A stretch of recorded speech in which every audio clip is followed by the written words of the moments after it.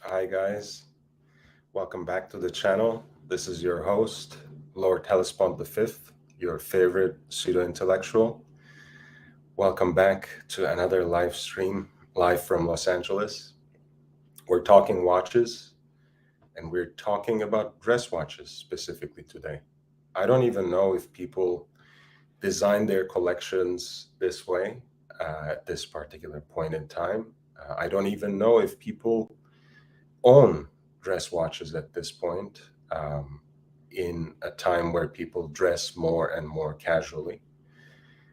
And perhaps it's a way of asking whether proper dress watches have a place in the wardrobes that we have today, in the way that we style our outfits today. Of course, there are a few classics that we will talk about, like a Patek Philippe Calatrava, like maybe an old school hand-wound chronograph, maybe a Rolex day date, 4-digit, who knows.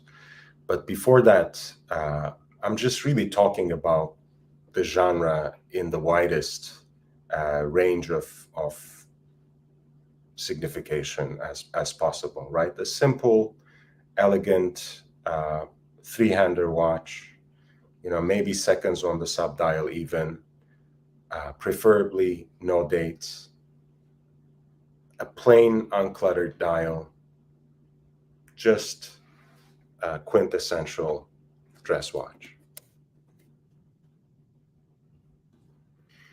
Do we have dress watches in our collections, or do we have that particular watch in our collection that we reach out to when we have a special occasion, when we want to celebrate something, when we are going out with a particular kind of person, with family, when we go out on a date, when we go out to celebrate a particular life event? Is there a kind of watch that you reach out to, that you try to wear?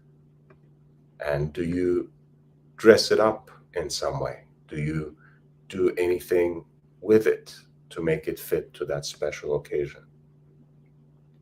Or do you just wear it as is, same as the first day you bought it?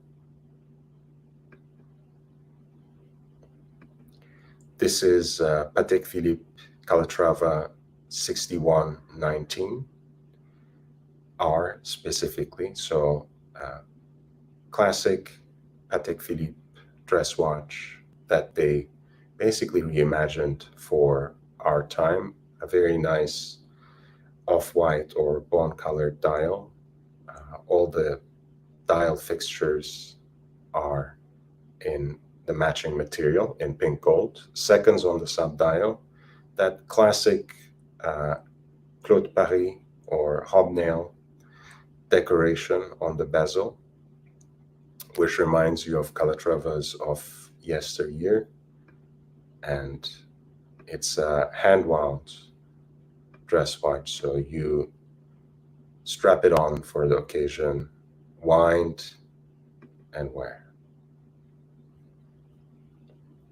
You see, it's a very slim, sleek, low-profile watch that would slide under a dress cuff with ease, without you having to think much about it. And it is, of course, beautiful inside out. Not that you would have to show it to anyone. At the end of the day, that's one part of the dress watch code, right? It doesn't need to interfere with anything else. It doesn't need to really show itself off. It's supposed to be discreet, simple, elegant. Just tell the time if necessary at all. Because that's the primary idea for dress watches in general, right? You wear them on occasions basically where you don't even care much about the passing of time, right? You're supposed to be in the moment. You're supposed to be unhurried. You might need to still check the time for one reason or another, but it's not something you obsess over. It is just your accessory, right? Something that you wear to commemorate that particular occasion, to create a certain kind of memory.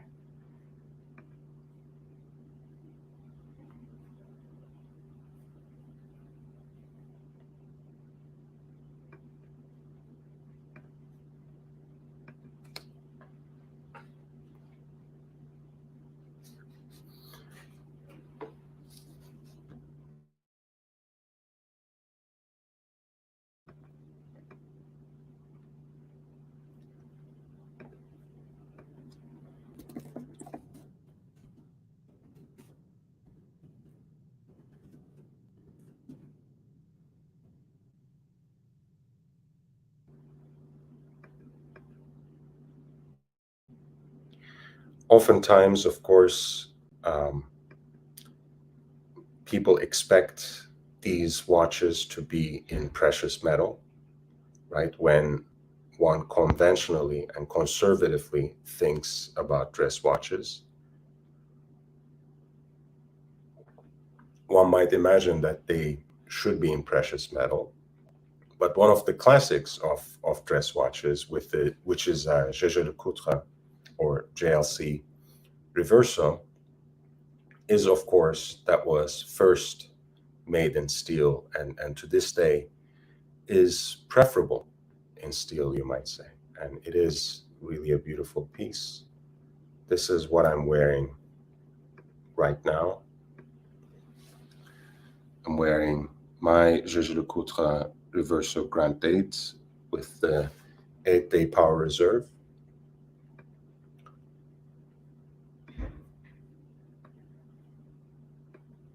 And of course, you can easily say that this is quite a busy dial, that it doesn't necessarily abide by that idea of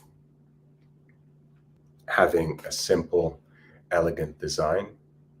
And I can't necessarily disagree, but rules are there to be studied, to be understood, but also to be broken, of course. And this is one occasion, especially in this day and age, where no one really cares about the rules, where you can, in fact, wear a watch like this on a special occasion.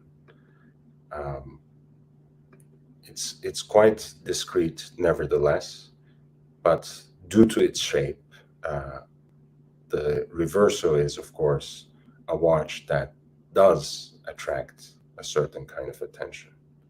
And you might say it's actually a perfect special occasion watch because it has one of the neatest party tricks in town when it comes to one of the neatest party tricks in town when it comes to the world of watches, because it actually has this beautiful swiveling case mechanism that allows you to flip the case over, right? And in this particular case, no pun intended, you have an exhibition case back, which actually gives you a very nice view of that double spring barrel movement that holds that 8-day charge and releases it slowly over the course of that time. And that's what powers this beautiful and very useful watch.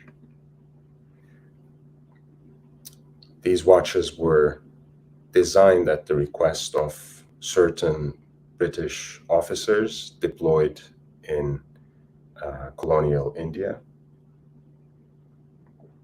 who apparently were cracking the crystals of their watches while playing a game of polo. So the Jaeger LeCoultre representative at the time, who was on a visit to India, had this wonderful idea of coming up with a design that would minimize that sort of damage to the watch crystal, which were at that time, of course, made of glass, so much more fragile and vulnerable than the watch crystals of our time.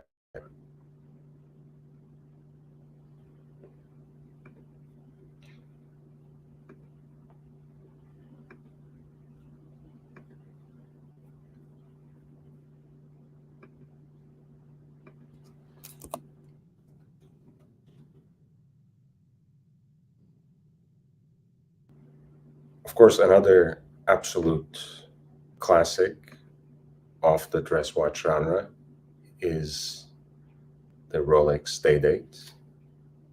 We have here one in its classic dimensions, 36 millimeter in case diameter. Oftentimes, we saw this model, of course, being called the President as well.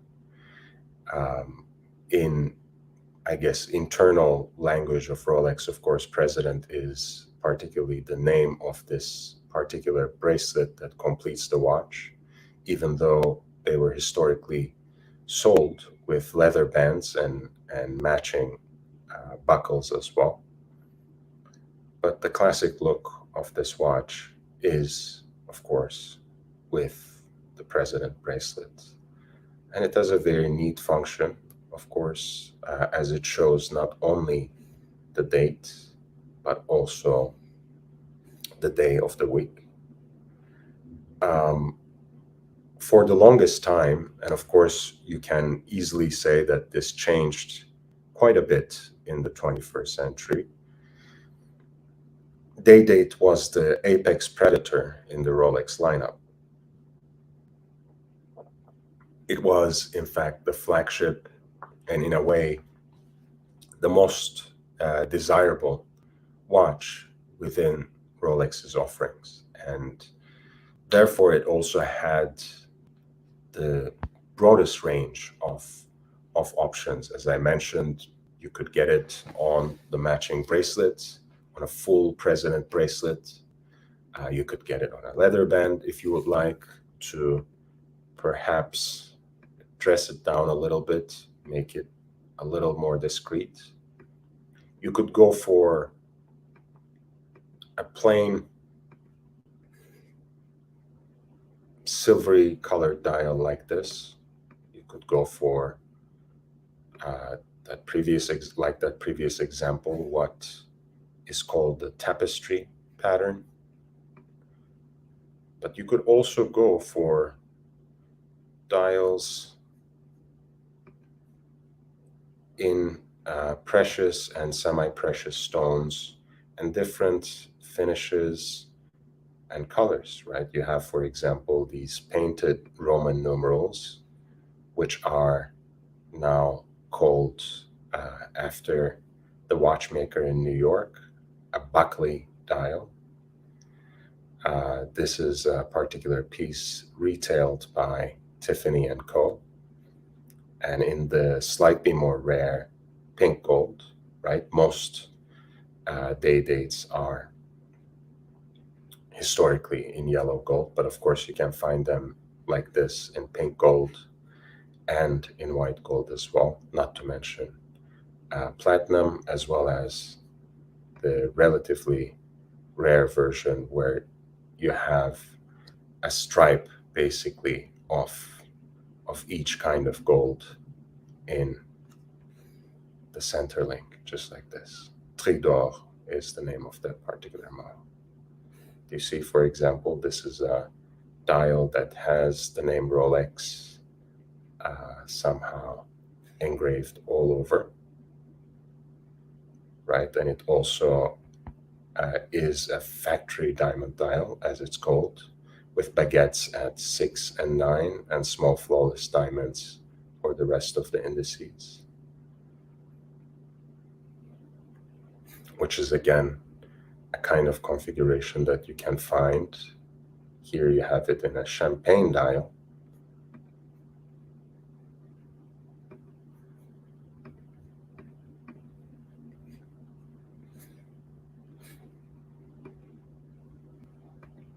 We have this very rich brown dial here, although not many pictures of it, unfortunately. Oh, we have some guests already. Messaging matters. Maybe Rolexes should be reverso so that we could safely walk through cities with them. Right, it would be it would be interesting, right? Maybe they should patent their own version of it. But I've heard once someone talk about the reverso as the only watch without an homage, and it made me chuckle a little bit because there's not much of anything like it, right? There's the tank model that's called tank basculante, and the basculante, even though it has a kind of reversible case, is not exactly the same, right? But yeah, I think, I'm kind of surprised actually that not more brands come up with case designs and strap options that allow the watches to be flipped over. You can imagine, a lot of Lange und Söhne customers, for example, must be asking for that, right? We love how the movement looks even better than the dial. Why don't we have a bracelet where we can actually um, glimpse at the movement more easily?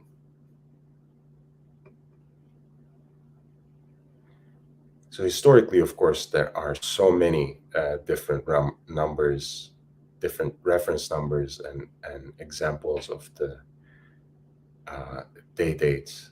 But it is one of those quintessential and iconic dress watches. Here you see, for example, in a day date in white gold, whether the bracelet is forever lost or simply was never sold with the watch, we will never know, since Rolex usually doesn't provide that kind of information. So that's something that you should, by the way, be especially careful about, right? I mentioned just now that the yellow gold day dates are more common. There are a lot of older vintage day dates that are sold with aftermarket gold bracelets, Italian bracelets, sometimes they're called, because a lot of times Italian jewelers would make replacement bracelets for the day dates. But in either case, there's a good chance that you could find a decent example of a Rolex day date in yellow gold, even if the bracelet is a little bit loose, even if it has a little bit wear and tear. When it comes to white gold and pink gold, if the bracelet is something that you care about, and that's another issue that we can talk about, right? If you want a dress watch, do you want something all in gold like this, or do you just want a gold dress watch on a leather band? If you don't mind that, I think white gold or pink gold on a leather band could be a good option. I'm sure you can get a decent price on something like that. But if you want the bracelet, make sure that the watch initially comes with the bracelet, because it could be really a pain to source a bracelet for a vintage white gold or vintage pink gold day date. Eric L. Reality is I'll own a reverso someday when it makes sense. Post-COVID world. Tell me more about this. Like, what is the world where owning a reverso for you makes sense? I like the Cellini Prince and think it makes a statement that most wouldn't make. I agree. I do love the Cellini Prince too. And now maybe this is a chance for us to bridge the two brands and two kinds of dress watches that we were just talking about. Because in Rolex Cellini Prince, we have an Art Deco design by Rolex, a watch in a rectangular case.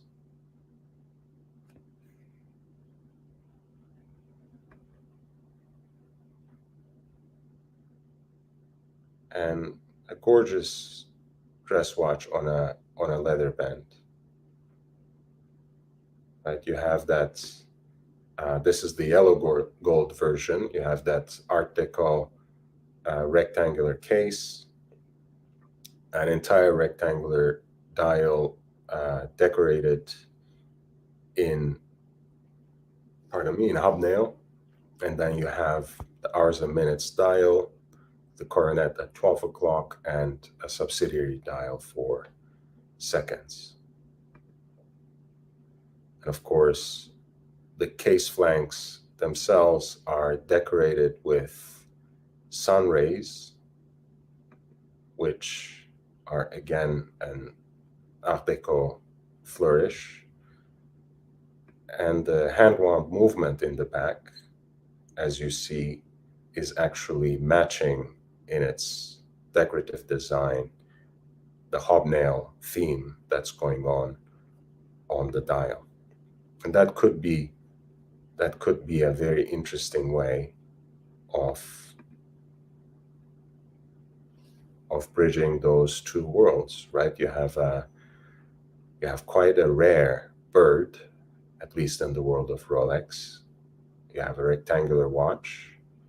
You have a dress watch in precious metal. These were made in yellow gold, and pink gold, and white gold, and they all have different themes, different kinds of decorations on the dials, on the movements, from one genre to another, and we can look at some examples.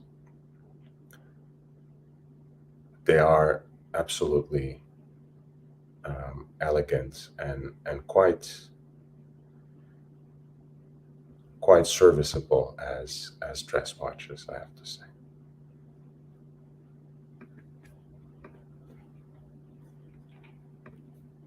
Thomas says, Tridor intrigues me. I like the platinum smooth dial. Yeah. This was that mix of all precious metals Rolex dress watch, just like this one. It's an interesting concept. I think Thomas found the right word there, as he usually does. It's intriguing. I don't know what else to say about it, how much more I can say about it. I have never seen a presentation box like that. I don't even know if that's an original Rolex presentation box.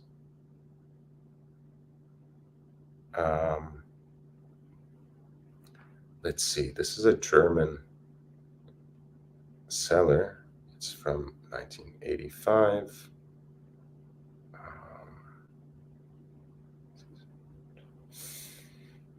Does it say anything about the... It doesn't really say anything.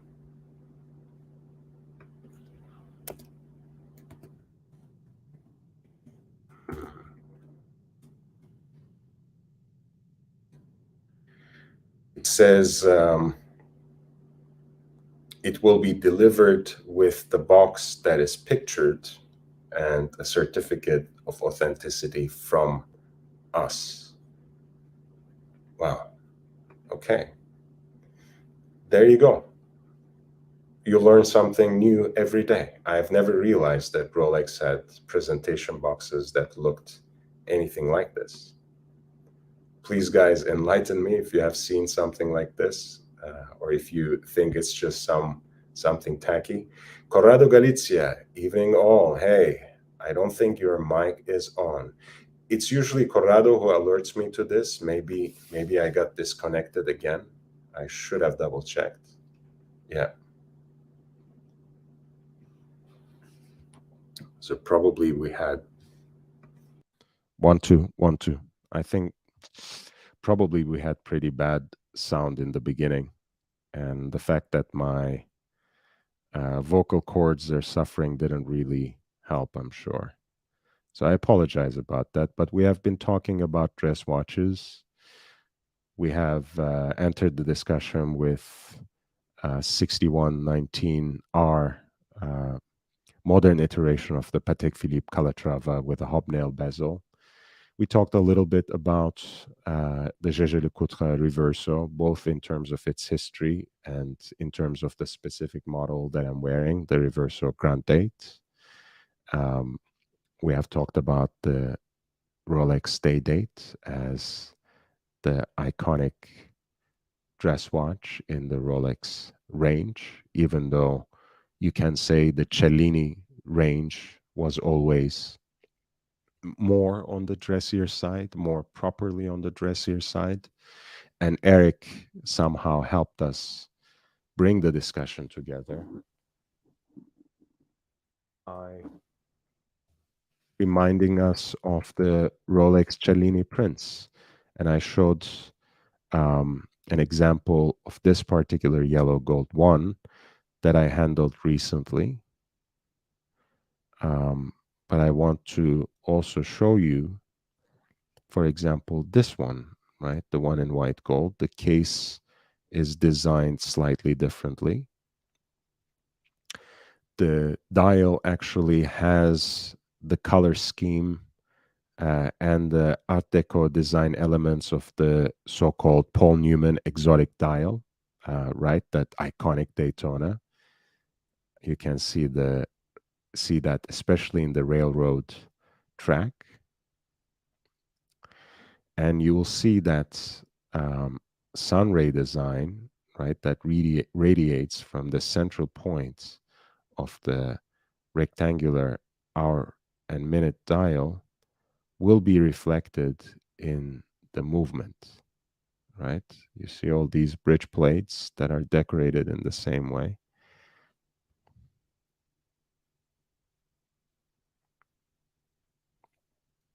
And let's see if we can.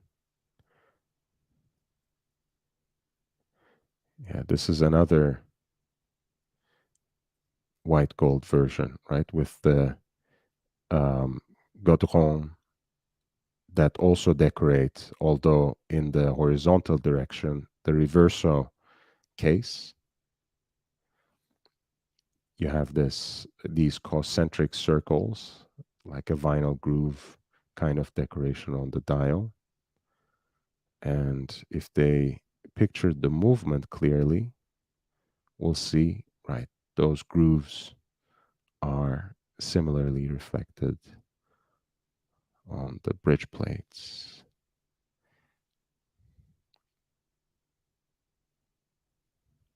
And there we have a pink gold version of it. Right, again, a very beautiful chocolate brown dial.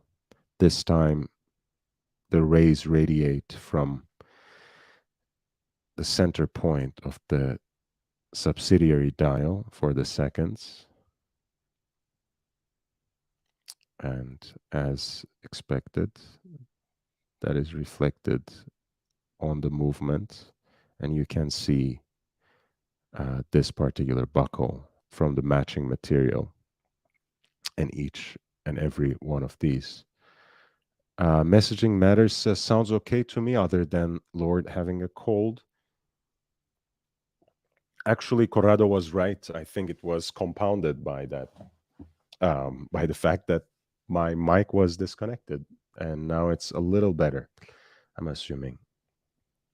Eric L says, for me, post-COVID world is far less dressy, which has been a long time in the making, to be fair. Yeah, I think so. I think so. I mean, look, you can still bring in certain elements of a dressier appearance for a certain flair, I guess. Why not? But most of the um, office attire has been on its way out, anyways, right? I still like wearing ties for certain occasions, but it's it just became too affectatious in most contexts.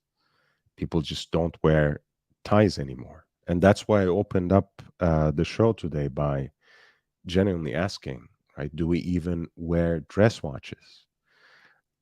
Do we have to reimagine the genre? Or do we somehow incorporate watches that are conventionally designed as dress watches, designed for more formal occasions, but can be worn more casually? So Eric is basically implying that these sorts of rectangular watches, be it the Jaeger LeCoultre Reverso or the Rolex Cellini Prince, even though they are quintessential dress watches, they can be worn in other contexts too, with other outfits as well. Thanks for clarifying, Eric. Thomas Broadband says, if gold is near twice the price of platinum, then how is Rolex price out a premium for premium? Do we know if platinum takes more time to make? I think platinum needs more heat to melt, and that's how they justify it. But I'm really not a materials person, so someone who's more intelligent and more knowledgeable about these things from the chat should feel free to intervene. But I think that's how they um, justify it. It is harder to work on, harder to shape, harder to manipulate. Because by that logic, for example, let's tantalum. That's one of your favorite metals, isn't it, Thomas? Tantalum is extremely, like, so much more cheaper than gold per ounce, um, like by a magnitude of I think maybe 500 or 1,000 times. But tantalum is so much harder to work with than gold, which makes it much more rare and in certain contexts much more desirable for certain genre of watches. And some brands have used it quite efficiently, right? FP Jean, for example, for the model which was at some point in time the entry point into their brand. I'm talking about the Chronomètre Bleu, which we can bring up as an example of a dress watch in a minute, although a relatively unconventional one. Uses tantalum for that case, which is supposed to be more durable than steel and than precious metal for sure. And it justifies its worth, its value by being rare and hard to work with. Corrado asks, how do you think that 6119R would be viewed 30 years from now? Would it be as highly sought after as a vintage Patek now? Corrado, if you ask my honest opinion, which is quite biased, um, but in a way, a little educated by having been around Patek collectors for quite some time, and I'm not one, right? So take whatever I say um, as a mediated, as a secondary opinion. But I feel a lot of Patek collectors just don't have the same respect for contemporary Patek that they have for vintage Patek, right? And in many ways, that many of these people consider Patek's transition from Geneva Seal to its own as a particular kind of threshold, right? And if I'm not mistaken, that should be 2009. Um, so when it comes to that particular model, again, I don't have a crystal ball. I can't tell you anything um, off the top of my mind. If you like, if you like the look, the classical look of a Patek dress piece, if you like that hobnail bezel, but you don't want to get something in 30, 34 mil, I think, uh, 31, 3119, no, sorry, 3919, which was the previous reference with a hobnail bezel. I think that's 34 or maybe even smaller. Um, get it, but don't expect it to be uh, collectible decades from now, because I just don't think they will hit the same way. Patek's own collectors don't respect them in the same way. So what does that mean? That means really jack shit, if you ask me, right? If you want a nice Patek dress piece, that can still be an heirloom piece. That's still something that you can uh, leave to your children, and it can be passed from one generation to another. And for a watch to be precisely that, an heirloom piece, it doesn't have to be Patek either. But if you like this particular piece, and I think it is a nice piece of design, and as I said, it kind of modernizes and brings up to date, especially in terms of its dimensions, that classical Calatrava aesthetic into our day, right? This is 39 millimeters, so much more modern in proportions, much more modern in dimensions. Um, and it hits all the right notes in terms of a Patek dress watch, right? Simple, elegant, no crown guards, hobnail bezel, hand wound movement, not much more that you can ask for. So all I said in terms of the negative points, take them with a grain of salt. It's a secondary opinion. I'm basically speculating on what I heard from other collectors who are not as fond of the Patek of today as they are of the Patek of the last century, but let's say pre 2009, if not before. But that shouldn't necessarily cloud your entire perception of the brand and of this particular model. If you ask me, I would, at this point in time, before it's too late, uh, I would go with either something like Lange und Söhne. If you want to be a little more adventurous, something like Laurent Ferrier, maybe. And if you actually have the pockets or the connections, something from FP Jean.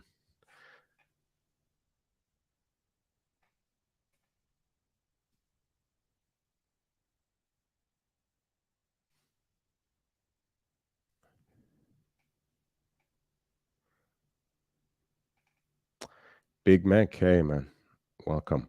Messaging Matters says casualization started a few decades ago. Yeah, the Casual Friday with, in fact, it started in Hawaii, right? With the Hawaii shirts, influenced by California entertainment moguls and the Silicon Valley. Let's not forget um, the. Yeah, I think California entertainment moguls are, relatively speaking, the lesser of all evils compared to Silicon Valley, who has once again returned to Southern California and came up with this sickening cocktail of techno entertainment.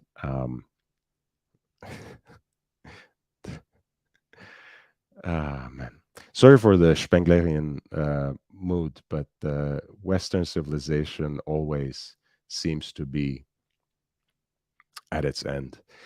COVID must have accelerated that, Messaging Matters says, but a dress watch with a casual outfit can be cool. Mike Jones says, love the Cellini prints. I'm partial to the yellow gold version. I think that's the most classical, that's the most conventional. I like that one as well. I think the that exotic dial white gold one is pretty cool as well. The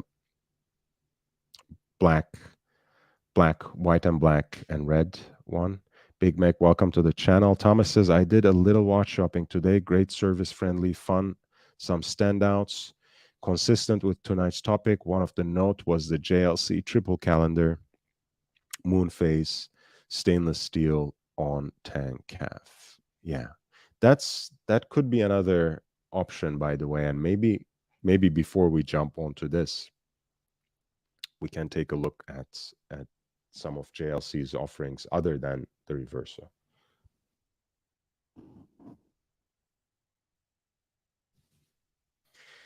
Because one of the foundational principles of Gégé Lecoultre, um, from its early days, but increasingly since its revival and organization in 1990, is what comes to be called the democratization of complications, right? Which is to say, basically the offering of more functional and more complicated watch movements in stainless steel cases at relatively accessible price points. And the Master Control calendar is certainly one example of this watch. The 30th anniversary model comes with a blue dial on a matching blue strap.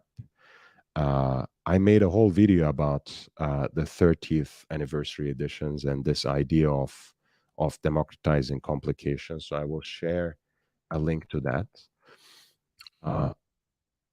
But especially in the secondary market, these are great options for a dress watch that is at once quite affordable and also very exciting.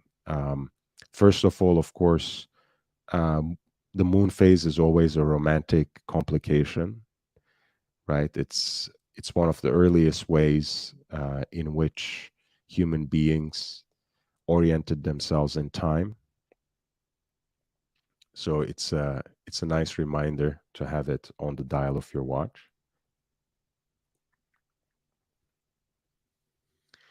And you also, of course, have on the chapter ring the date, the day, and the month.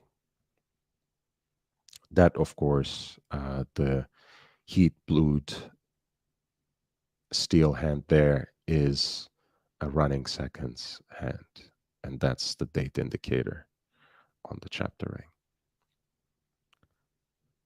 Eric L, I gotta go, but please upvote, folks. We'll watch the rest of this in the AM. Hey, thank you so much for dropping by, Eric. Love you, man. Thanks for being here. You and Lord are right. Maybe our idea of dress is what has already changed. I think I may need a 3-hour cigar to ponder and sort out that concept. Man. I don't know. You'll have to source me that cigar, Eric. I don't think I ever had a cigar that would last me for an entirety of 3 hours. But hey, it will be a nice dream. Jay Sykes, a dress watch doesn't scream, look at me. It still carries enough class and clout. That's one of the best one sentence descriptions that I have heard. And it's nice to see you back, Jay Sykes. When we look at Chrono 24, for example, for Master Control calendar,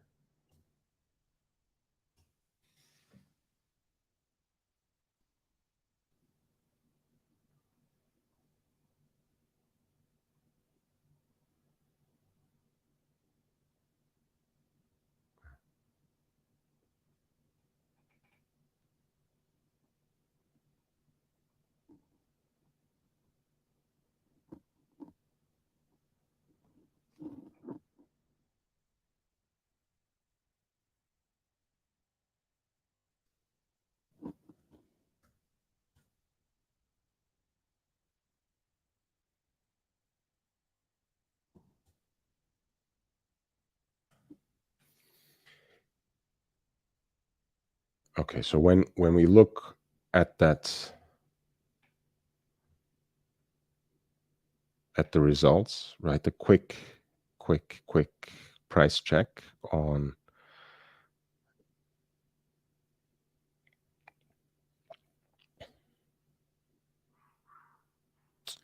the on Chrono 24. There was a, someone must have snagged it up. There was a beautiful and a very readable, legible example of this with a black dial. That was beautiful and very functional, because I find in this particular configuration, with the silver dial, um, silver hands, it can be quite difficult to read. But there you go, the previous generation of the same watch, and you can see it at around 8,500 K, whereas the new one is 12.5 K.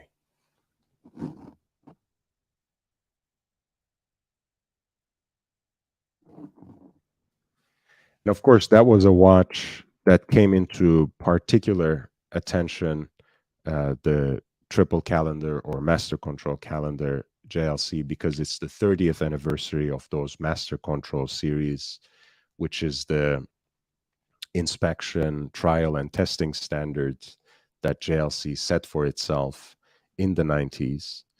For the 25th anniversary, they had come up with this very classical dress watch option with a sector dial, syringe hands, and a date function, date aperture at 3 o'clock. And these were quite the catch at the time, and they still are in the secondary market. And there's a rather fine example available at Chrono 24 today for 7,500. Again, beautiful choice for a stainless steel dress watch, and it certainly fits the criteria that Jay Sykes shared. A dress watch doesn't scream, "Look at me." It still carries enough class and clout, and I think this watch is a great example of that. Messaging Matters says, "You're right about Silicon Valley. I totally forgot about that." Yeah, it's I mean, let's disseminate the blame, so to speak. It's everyone kind of has a finger in that pie. But of course, if we're talking about the entertainment industry, Silicon Valley is another counterpart. And they're now birds of a feather, basically. Big Meat says, every man needs a proper dress watch. Also, don't be like these nasty, cheap punters who try to pass off a diver as dress because it's on a cheap leather strap. Uh, right. I don't know if anyone is trying to pass off a diver as a dress watch just because they put it on a leather strap. I think Rolexes, especially vintage Rolexes, demand to be worn on leather straps at least once every so often. Thomas says, know yourself, own what you like. It should capture your style and sensibilities. Again, very simple advice, but quite difficult to implement, I have to say. Pass that awareness to your kids. The watch you leave is object of you. A leave behind for times. A keepsake, perhaps you're trying to say, for times you spent with them. Thank you, Thomas. Thomas says, yes, it was 12K watch at the AD. Yeah, the JLC's recommended price for that triple calendar was 12 and a half. In the secondary market, an earlier generation of it, you can, or in fact, 12.7, right? Earlier generations of it, you can find all the way down to eight and a half K, perhaps a little cheaper. And then, as another example, I suggested the master control sector dial, which was a special edition they released in 2017, and which was at that time at least very popular, and is nowadays selling in the secondary market for a reasonable amount. And again, all that you can ask for from a dress piece in stainless steel. Thomas Broadbent says, for me, in the metal, very legible. You must have the eyes of an eagle, Thomas. I think it's an unreadable watch, but that's just me, and my eyes are not particularly strong.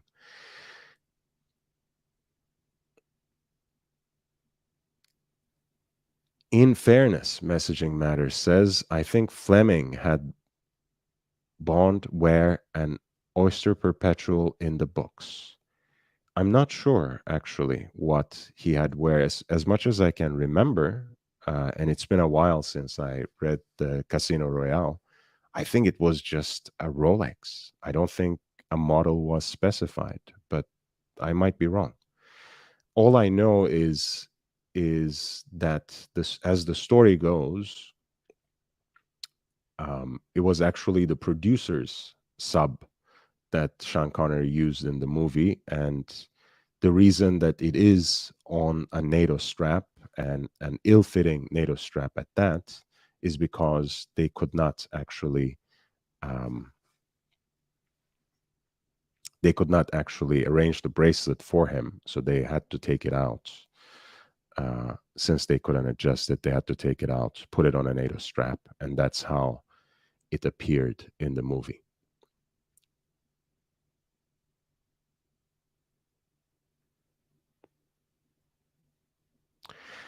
And Thomas says, yes, the box, month, and day is a tight read.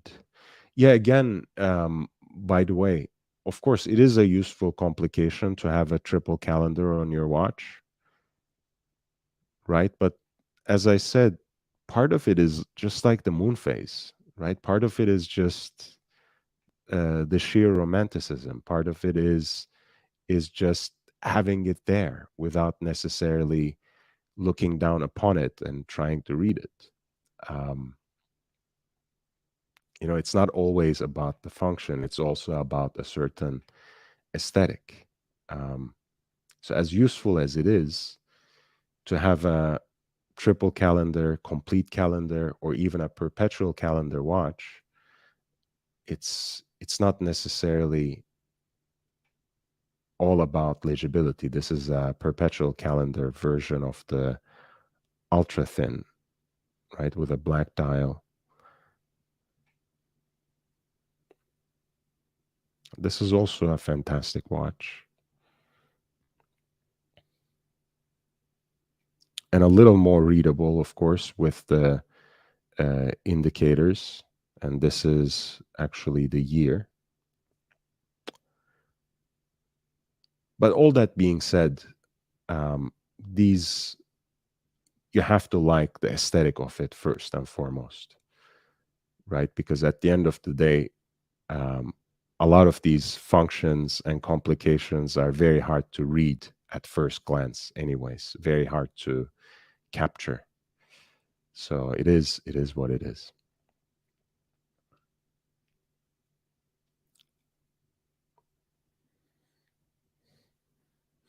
So yes, if you're looking for a steel piece, if you're looking for a watch that has a dressy aesthetic, but comes in stainless steel, and whether that is a complicated watch, like one that has a calendar that shows the triple date, which is to say day, date, and month, or maybe even a perpetual calendar, which starts, of course, creeping up in price.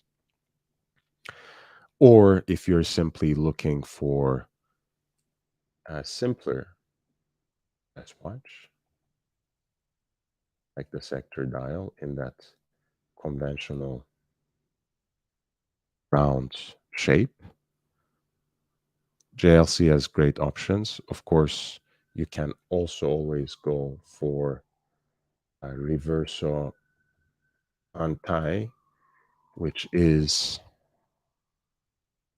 that classical piece of Art Deco rectangular watch design that is updated for the current proportions. Basically, this is their large case version, and it's quite wearable for a lot of different sizes of wrists. And some of the dials uh, in these kantai are also beautifully decorated with guilloche work, such as this one. And I would suggest you go with something like that just to have a little more visual interest. And when you get the three-hander version, or rather hours, minutes, and seconds on the sub dial, you also get the case back as an empty canvas, which you can leave as is, of course, or get personalized and engraved in a particular way, which is a very cool option.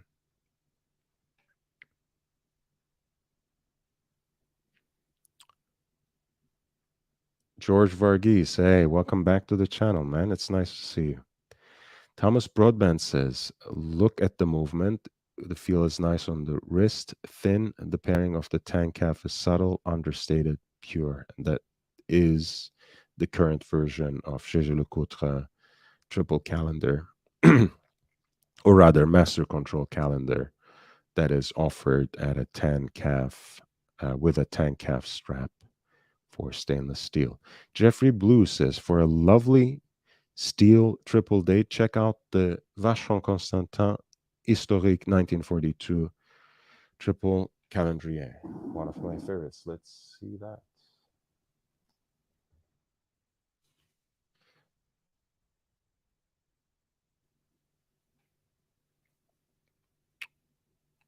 So Vacheron Constantin, again, one of the um, vaunted Swiss watchmakers, the longest continuously running, the oldest continuously running watchmaker in the world, in fact,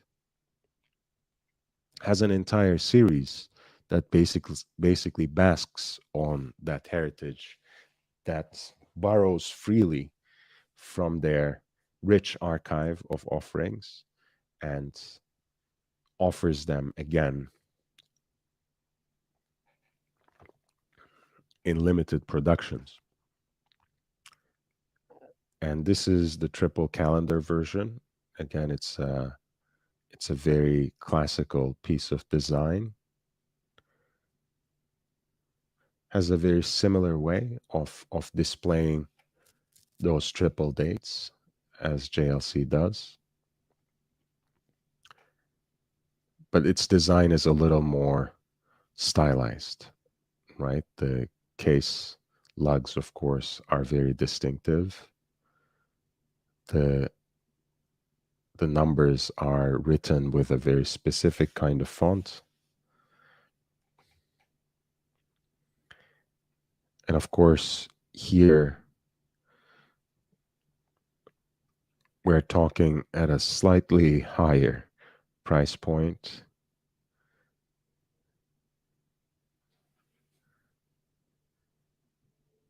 I think both of these cases are in steel. You have one that's more with blue accents and a matching navy, dark navy blue strap, and you have one that has red accents and a deep dark brown strap. Big Meat says, Guys who drivers on leather strap. Yeah, Big Meech is drunk again. I think. Stop abusing yourself, Meech. You're a good guy. You deserve better.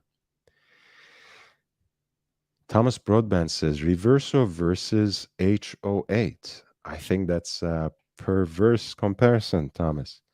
Reverso is a sports watch for 1930s that has become a dress watch, and I think HO8, as stylish as it is a sports watch through and through. And I love this piece. I think I've admitted this before. Um, Darn internet. Okay. I think they removed that page. Um, let's see. I don't like the version on the full bracelet, honestly. I think the ones on the rubber band are much more interesting.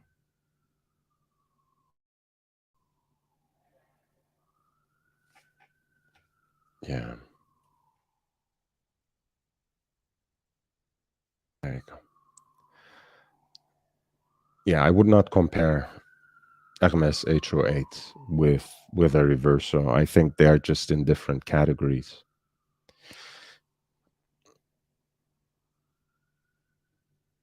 I mean, even the case shape is a different genre, right? You know, this is a cushion case rather than something like a rectangle, and they're largely made in, like, most of the iterations are made in titanium, so it's a very different kind of watch. But yes, going back to uh, what you offered us, Jeffrey Blue, or JB, this is a great watch, right? Of course, um, that it's in steel makes it slightly more uh, reasonably priced in terms of the usual offerings of this particular brand of Vacheron Constantin. But of course, since it is branded Vacheron Constantin, it's also at a different segment than uh, JLC as well, even though I think the quality in this case is quite comparable. And I hope I won't be drawing too much hate for saying that. I think it's no secret that I'm a huge fan of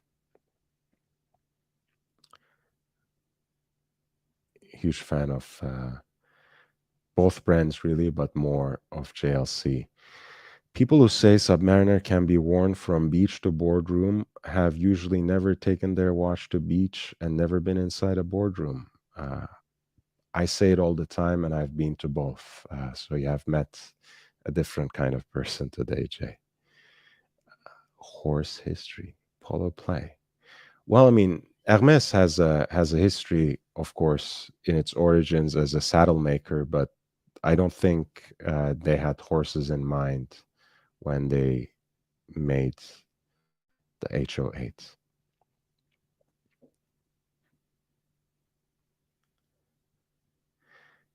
Yeah, Big Mitch, I know you always have excuses, man. It's all right. George, there's nothing like ALS Lange und Söhne 1815 as a classy yet sophisticated dress watch, better than a Calatrava. Let's check it out.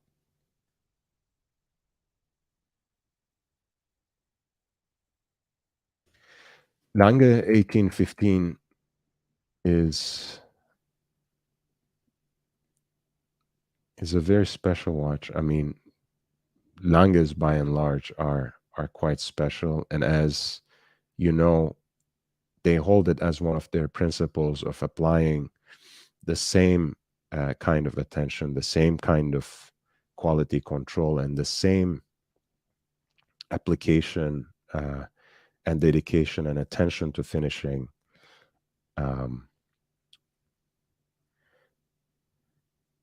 as their most expensive models. And as it happens, Saxonia is really their entry level, but 1815 again is one of the relatively um, affordable A. Lange und Söhne watches, priced here at 27,300. We have it in pink gold here. As a point of reference, their iconic Lange 1 with that asymmetric dial design would be priced at 40,000 at their boutiques. I think these are very distinctive watches. These are very beautiful watches. I think they have a very different aesthetic compared to a Patek Philippe Calatrava. Patek always prides their craft on really more or less simple elegance and classical design. I would say Lange has a much stronger design language. I feel it's more expressive. It's more in your face in a way, and you can even I think find an expression on of that in the alpha hands, right? In those spare like hour and minute hand. And I think this is a beautiful watch. If you ask me, George, I would go for something like this over Patek Philippe Calatrava as well. Corrado Galizia says the orientation on of the 4 in the dial is odd. I think he's talking about HO8. Um, I don't know.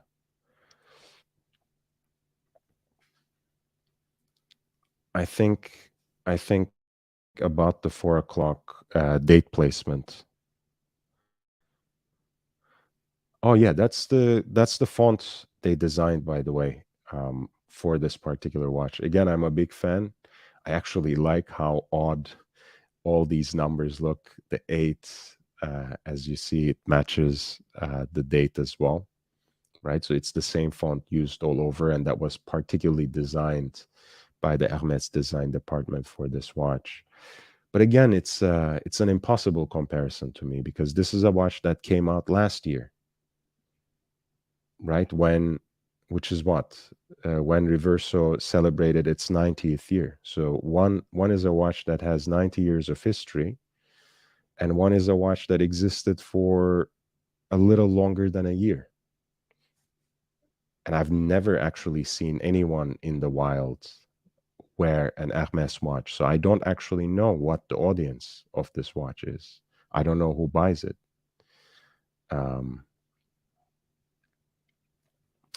Jay Sykes says, I'm giving his lordship and Big Meech a good-natured ribbing.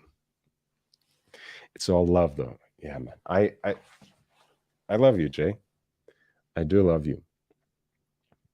And not a problem at all. But I mean, speaking of people who have seen the inside of a boardroom, look, this dude was the CEO of Ferrari, resigned in 2014, took over Alitalia and led Rome's bid for the Olympics for 2024, which they lost to Los Angeles and Paris, basically. Yeah, he wears a lot of different watches. You will see that the little thumbnail that I had for this episode is actually him wearing a 5127G, which is a white gold Patek Calatrava with crown guards. But here he's wearing a 4-digit Submariner on a leather strap. And, if someone who was the CEO of Ferrari and who was on the verge of becoming the prime minister in a technocratic government in Italy just a few years ago, that's an icon. So for someone like me to wear a Submariner on a leather strap means absolutely nothing, but it's done all over the place. And it's not just a Bond reference. And anyway, when people talk about the Bond sub, people usually think of the NATO strap, not a leather strap. People don't think about how that watch was used in Doctor No, right? As a Geiger counter, basically. Where's that Calatrava shot that I'm trying to find? There we go. Yeah, this was the thumbnail.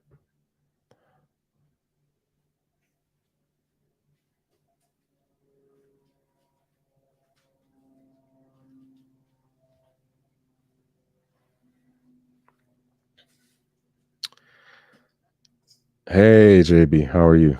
Welcome back. And George says, maybe you buy an H8 and they will put you on a waiting list for Birkin. Pretty smart strategy. No way. George, if they could, with all the Hermes watch straps that I bought from them, I could have gotten to a Birkin wait list if that is how easily it worked. They're not gonna put you on a wait list for a Birkin for a $5,000 purchase. I think the list price on those is either 5.5 or $5,000, one or the other. But they're not giving you a Birkin for getting an Hermes sports watch. I do love that watch, by the way. I wasn't trying to talk smack about it. It's just the Reverso is a classic. You know, you can't compare it to a watch that just came out a year ago. You just can't. It's not fair to the Reverso, and it's not fair to the H08. I think it's way too early for that comparison.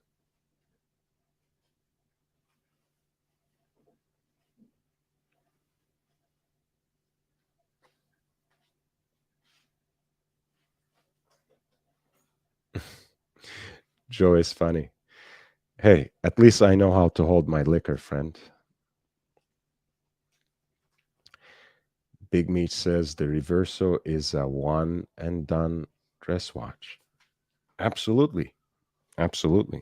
And you don't have to be desperate and pliant to your Rolex AD and buy all sorts of shit you don't need if you have a Reverso.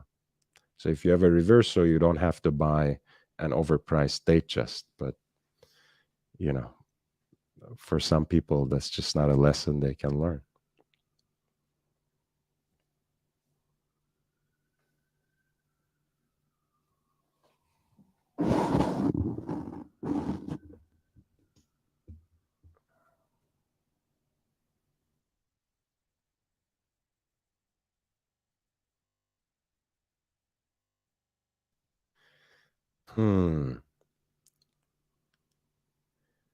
So I think we were going to take a look at,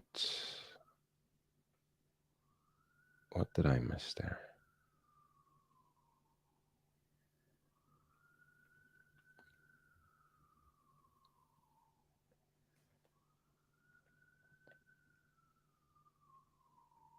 In the genre of again, dress watches that are a little more unconventional, since we have already looked at Lange. I think Lange 1, which is their iconic model, is quite fascinating as well. Currently, they offer it in pink gold like this and in white gold. And I think in each instance, it's quite beautiful. And again, has a very strong presence. That is a 38.5 millimeter case, so it's very classically proportioned.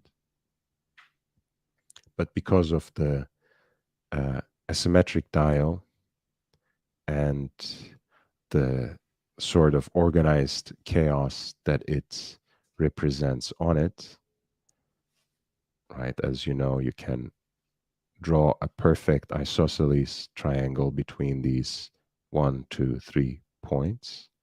And you have, of course, uh, what has already itself become iconic, the oversized date, which is something you can find on the Reverso Grand Date too, and not coincidentally, since Gégé Lecoultre actually designed that module for them and gave it over to them when they were being revived from their ashes.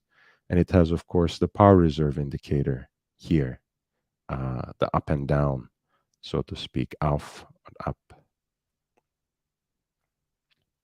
Once again, of course, a beautiful double spring barrel movement that is in and of itself a pleasure to look at. Micho, how are you? Hey, what's going on, Lord? How you been, man? Good, good. Are you driving and drinking again? No, Jesus, Lord.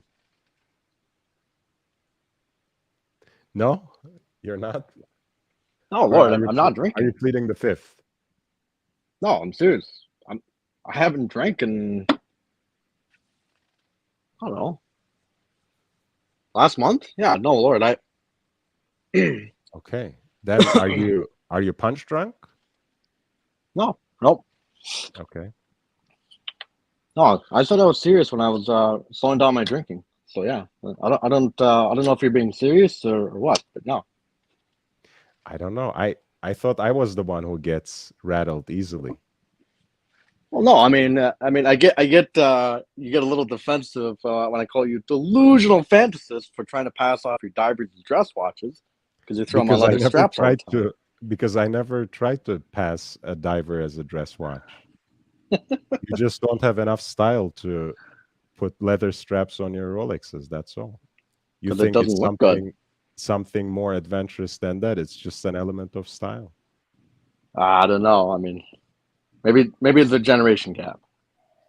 It is a generation thing. I'm at least 10 years older than you are, if not more. Really? No BS, Lord. Aren't you 40s? 37. Yes. All right, my mistake. No, no. I probably look like 47. So you are being generous.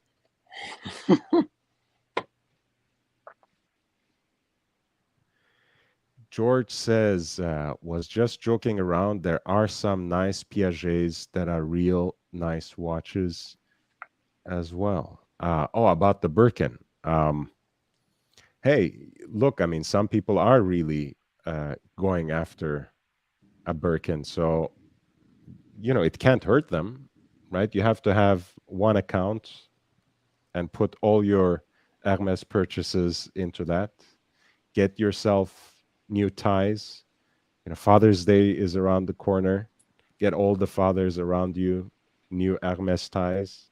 And maybe at some point, they will take you on a journey and offer you like the smallest, cheapest Birkin they have one day. The leads. Jake Brooks says the thing about dress watches is that the business world is trending towards more business casual. So of these Alange und Söhne, they would go better with suits and tuxes. I mean, that's an interesting point, and that's one that I want to get to as well. And I think Joe, actually, you're a good interlocutor for this because I know your Santos, for example, makes you feel a certain way, encourages you to put yourself together in a certain way. When it comes to your Santos and when it comes to your Reverso, do you feel like you need to be in a suit or be more formally dressed when you wear those watches? Mm. Well, if we want to get in depth to it and break it down, look, yeah, I'm willing to die on the hill. Divers on other straps do not look good, and it's the number one thing I see constantly. Because it just, I get it. I think the Omega guys are probably the biggest guys who offend this rule because they want to be like James Bond, right? They want to cosplay. Just in general, no, I don't think a diver looks good with a suit. I don't care if it's on stainless steel, NATO, rubber, or whatever. It does not look good. It looks very much out of place. Mitch, I asked you I the think other if question. it's up to you. No. Like, we're gonna go in depth. If you really want to look good, if you want to get all your pieces lined up and kind of click together, yes, I feel like the reversal, a paddock, an ALS has to be worn with a suit. If you really want to make it all kind of sit flush and come to life, it's a mandatory, no exceptions, must be worn with a suit. Now, with the Cartier, you can wear that business casual because it doesn't lean too heavy on dress. It doesn't lean too heavy on casual. Another watch that would probably be good in this regard would be a Datejust. Again, not too heavy on dress, not too casual. Now, of course, I'm a little bit more, I kind of base my entire game plan off the Gentleman's Gazette Guide, how to dress yourself properly when going out.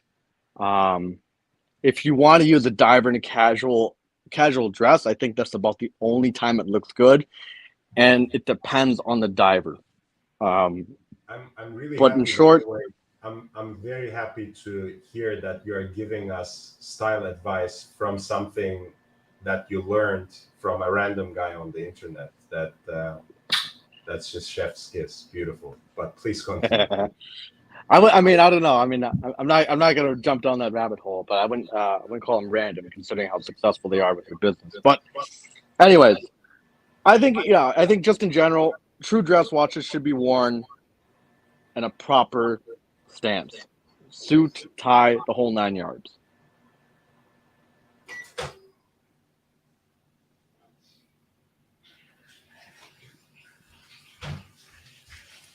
Although I will say with tuxedos, I would not wear a watch in general. I would not wear one. So you've listened to the watered down version of Gentleman's Gazette with Big Meech. Thank you, Big Meech. And he insists that you're not allowed to wear dress watches unless you're wearing a suit and tie. What if you chucked away the tie? Can you still wear a dress watch, Meech? Or you Full have to hairy take the chest and dress shiny watch off? medallion.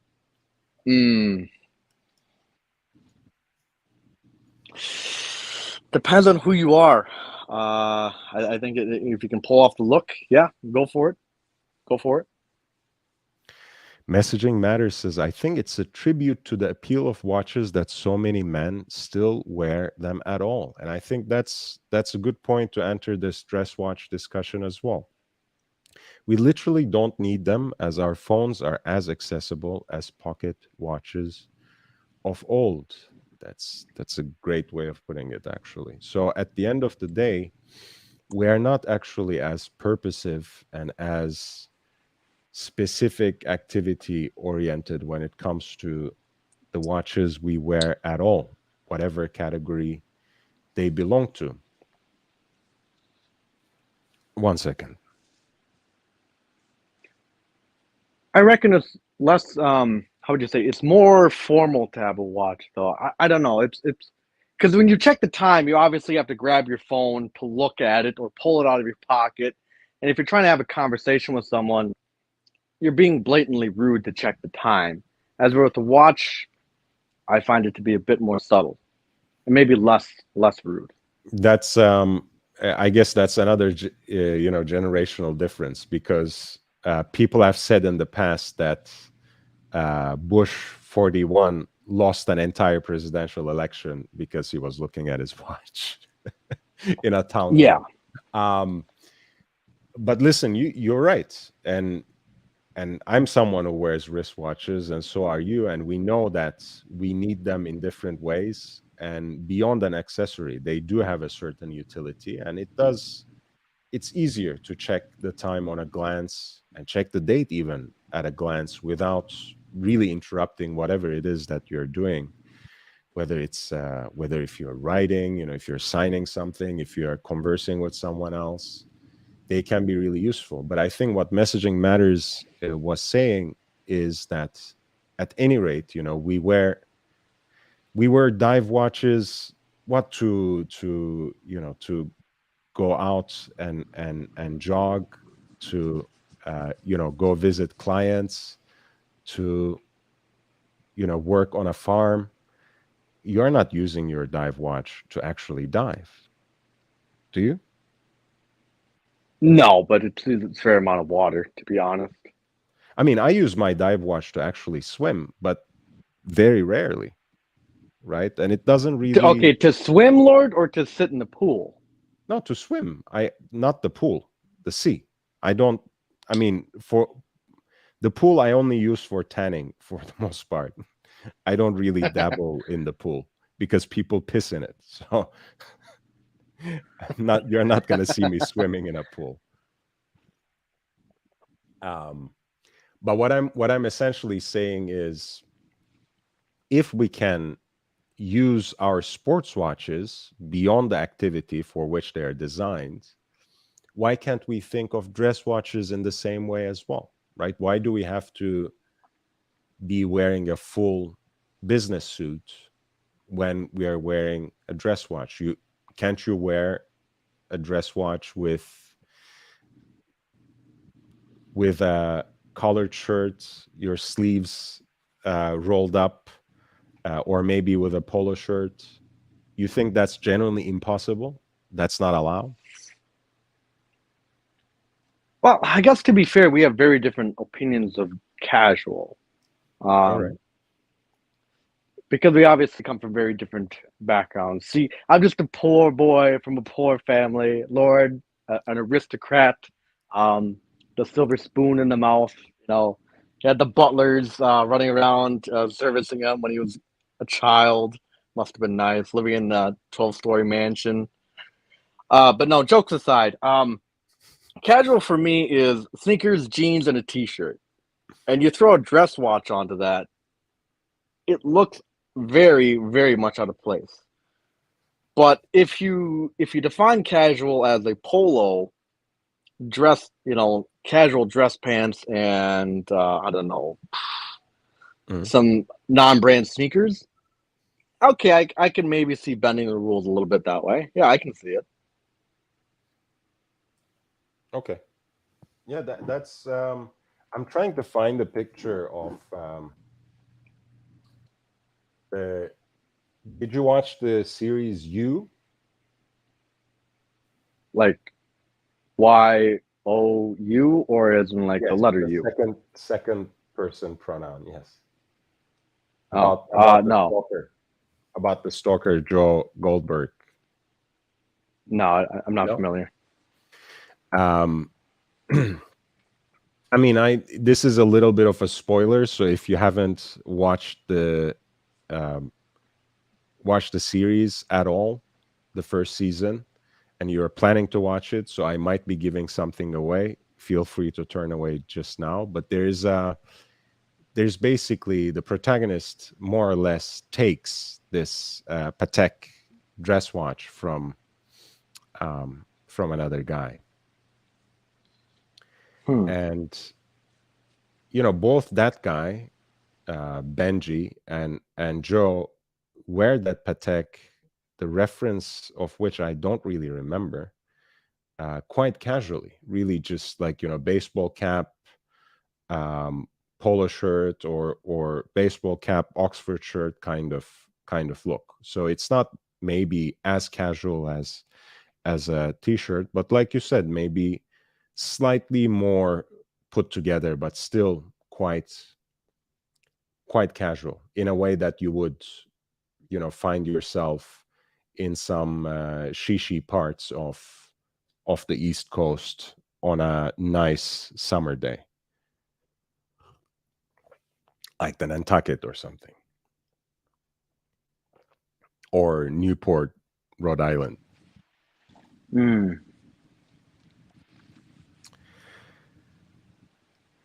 But yeah, I can't, for whatever reason, I can't find a picture of that. But I'm sure the watch heads who are in the audience and who have watched that Netflix series, you will have noticed that, because he basically slips into that identity, and he dresses up like that person wearing his watch when he's trying to make his way into this East Coast resort town. And basically that Patek dress watch worn casually is one of the primary elements of that character, right? That he's trying to act like.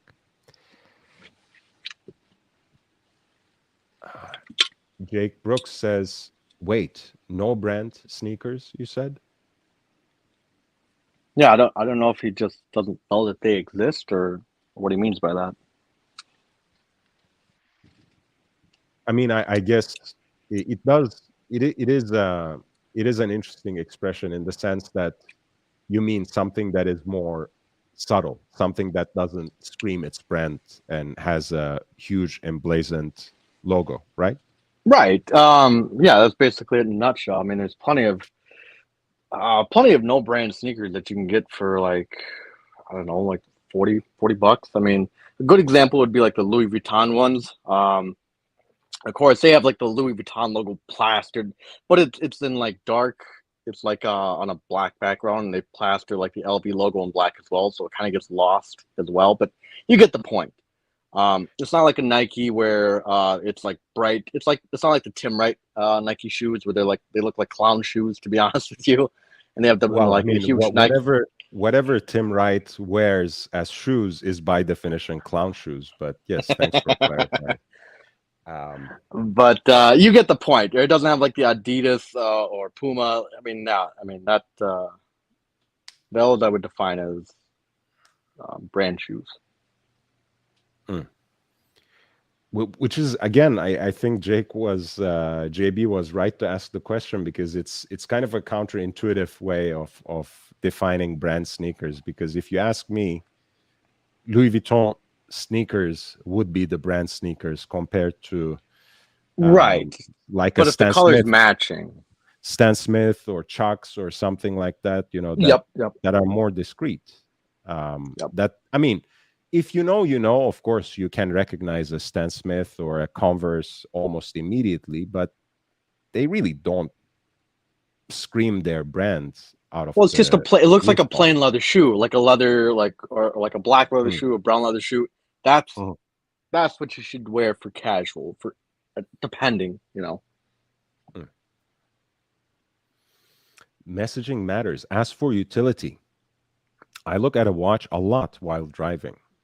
I think that's true, especially while driving. I think that's probably when you get most intimate, if I may say, with your watch. Legible dial, such as a dive watch, is great for a safe, quick glance at a time.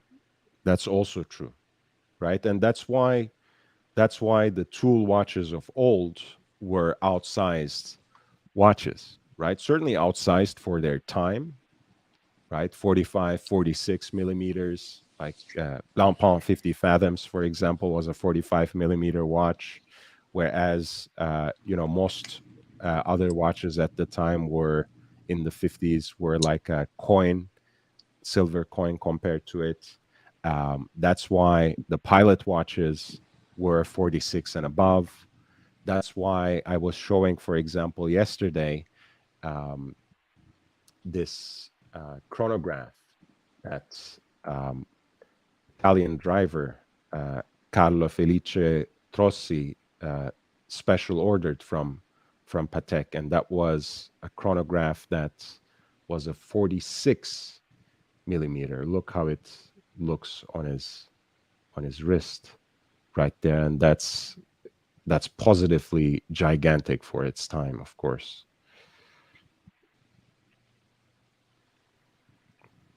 Where you have chronographs like 34 and a half, at most like 36 millimeters.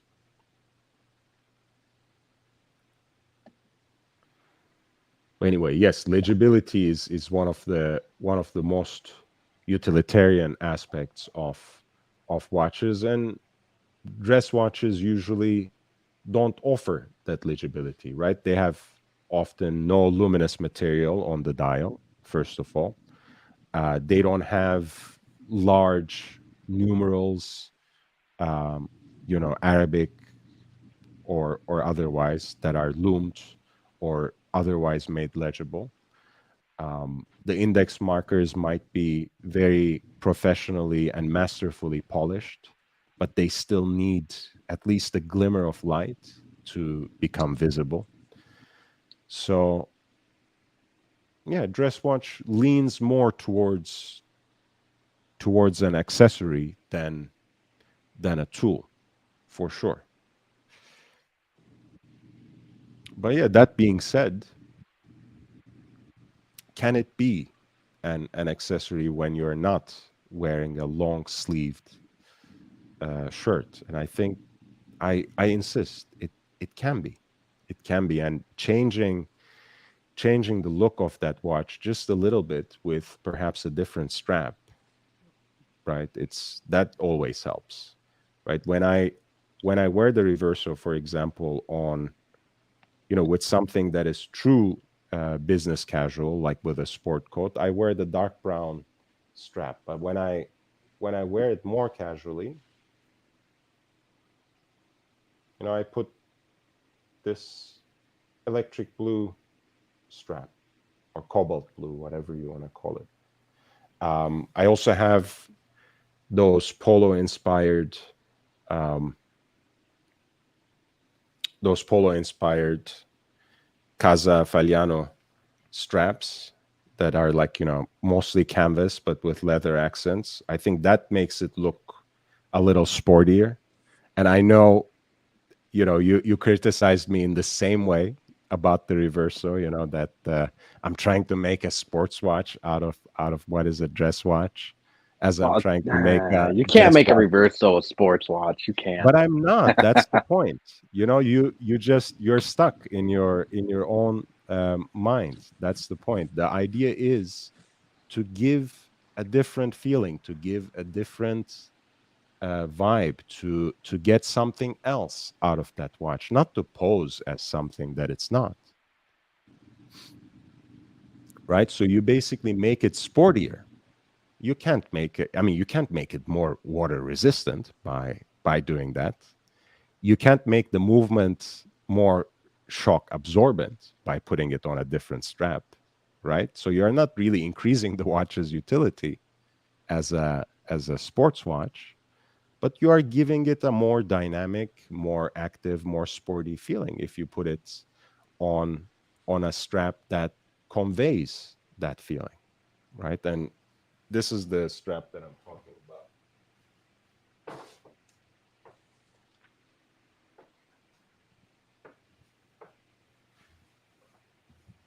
This one right here.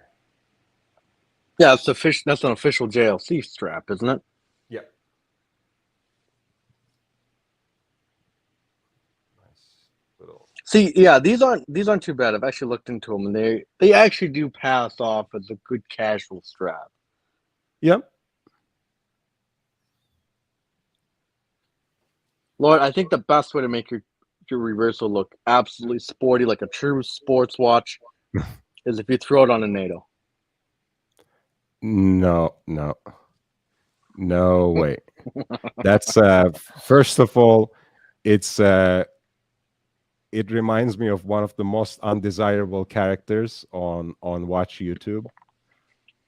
It works Rodent swell on number my one. tiny wrist once I put it on a NATO strap.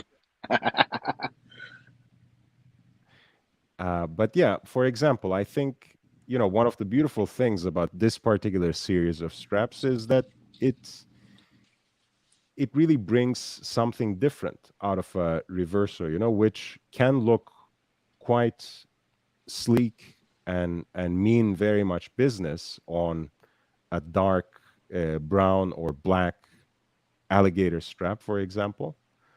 You put it on something like this, you can absolutely wear this watch with a with a polo shirt. You can absolutely wear this watch with a denim shirt and roll up your sleeves, and it will look cool still.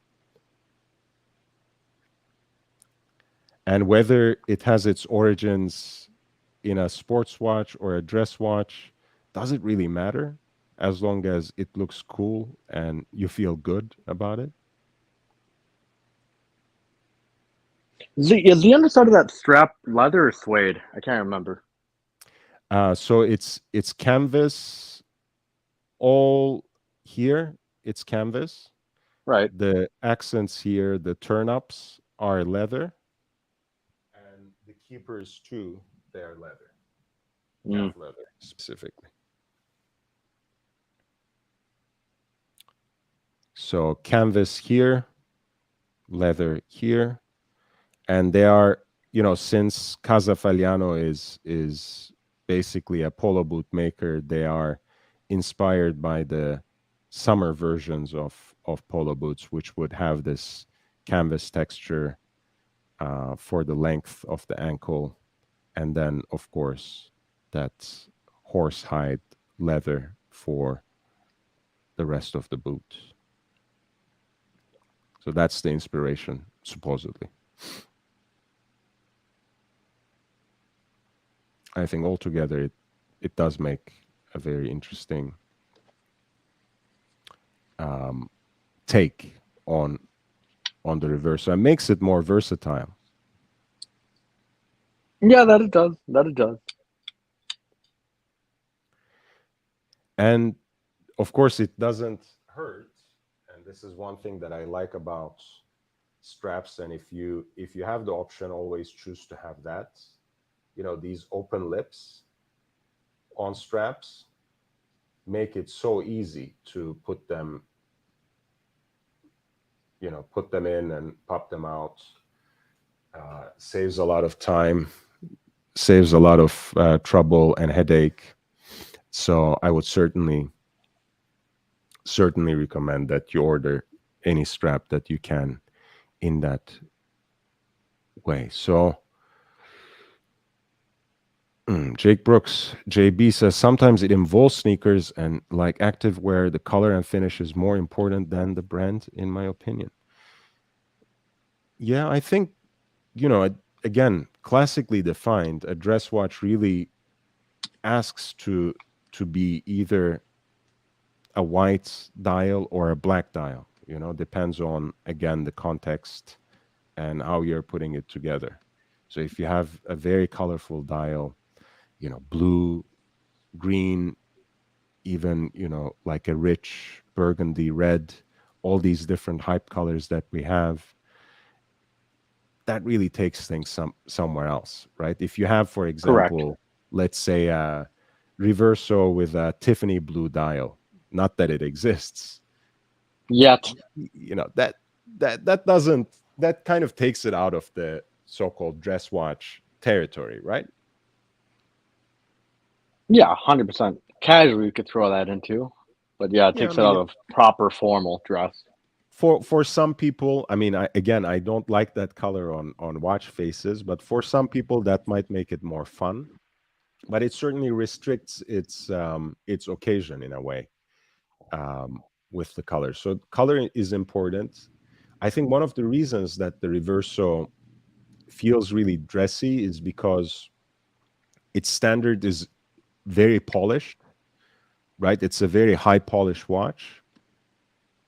So it doesn't have, most of its surfaces are mirror polished and not satin brushed. And a lot of sports watches, of course, get that rugged effect by that satin brushed finish, right? So that matters as well. So thanks to Jake Brooks, we add that layer to our discussion. And Messaging Matters says, now if you really want to geek out, what about guys who wear watch on the underside of the wrist for what they can say is an even quicker glance? Yeah, that's the military style, so to speak. I think down. for people who actually, so I've got a buddy who's in the army, and I asked him about it one time, and he said it for him. Well, part of it was for regulations because they have them do it like that way in some units, I guess. Mhm. I think if you actually are doing it for like legitimate uses, I think yeah, I get it, and yeah, if it works for you, it works for you. But I think the people who try a little bit hard on it, I don't know, it seems a little weird to me. Yeah, listen, I mean, if you're driving and if you really want to get a quick glance at your watch, there were instances where I just turned mine around, and when I got out of the car and I thought of looking at my wrist again, I just changed it back, because for me that's not really a style element. But I like what Fidel did here, right? He's wearing his Big Crown sub, but he's also wearing some other watch here that is upside down. So you can uh, double fist or double up on your single fist if you like, and have it both ways. Um, but when it comes to regulations, the idea is usually um, that it reflects a lot of the face of a watch reflects a lot more light than, of course, the buckle or the reverse side of the watch, right? So it actually makes you much more exposed when you wear your watch the usual way. So, like you said, when you're in certain units and you're deployed, you probably don't want to wear your watch face up in certain situations. Yeah, that and they have them. I think it used to be. I don't know if they've changed this or not, but it used to be. It had to be black or khaki. And I guess the Army's definition of khaki is very, I don't know, inconsistent, I guess. Hmm. Mike David says, my Grand Seiko cookie is as dressy as I get ever. Respect. Messaging Matters says, yes, I think it's a military function, possibly just an affectation for others. It can be. And look, I mean, sometimes if you can pull it off, and not many can, and it won't get through to most people, right? Some people will still get irritated by even you trying. Um, it can be an interesting stylistic quirk. I don't, I don't do it, so I don't know. I don't know if it works with anyone at all. But I do a bunch of things that come across as affectatious and pretentious to others. So who am I to judge? Jake Brooks says, agreed, good style feedback. I sent you a picture for Joe that is the opposite of no brand. This is, I think this is on Instagram. Okay, I want to download this so I don't, I don't expose you in any way, my friend. I will download the image and then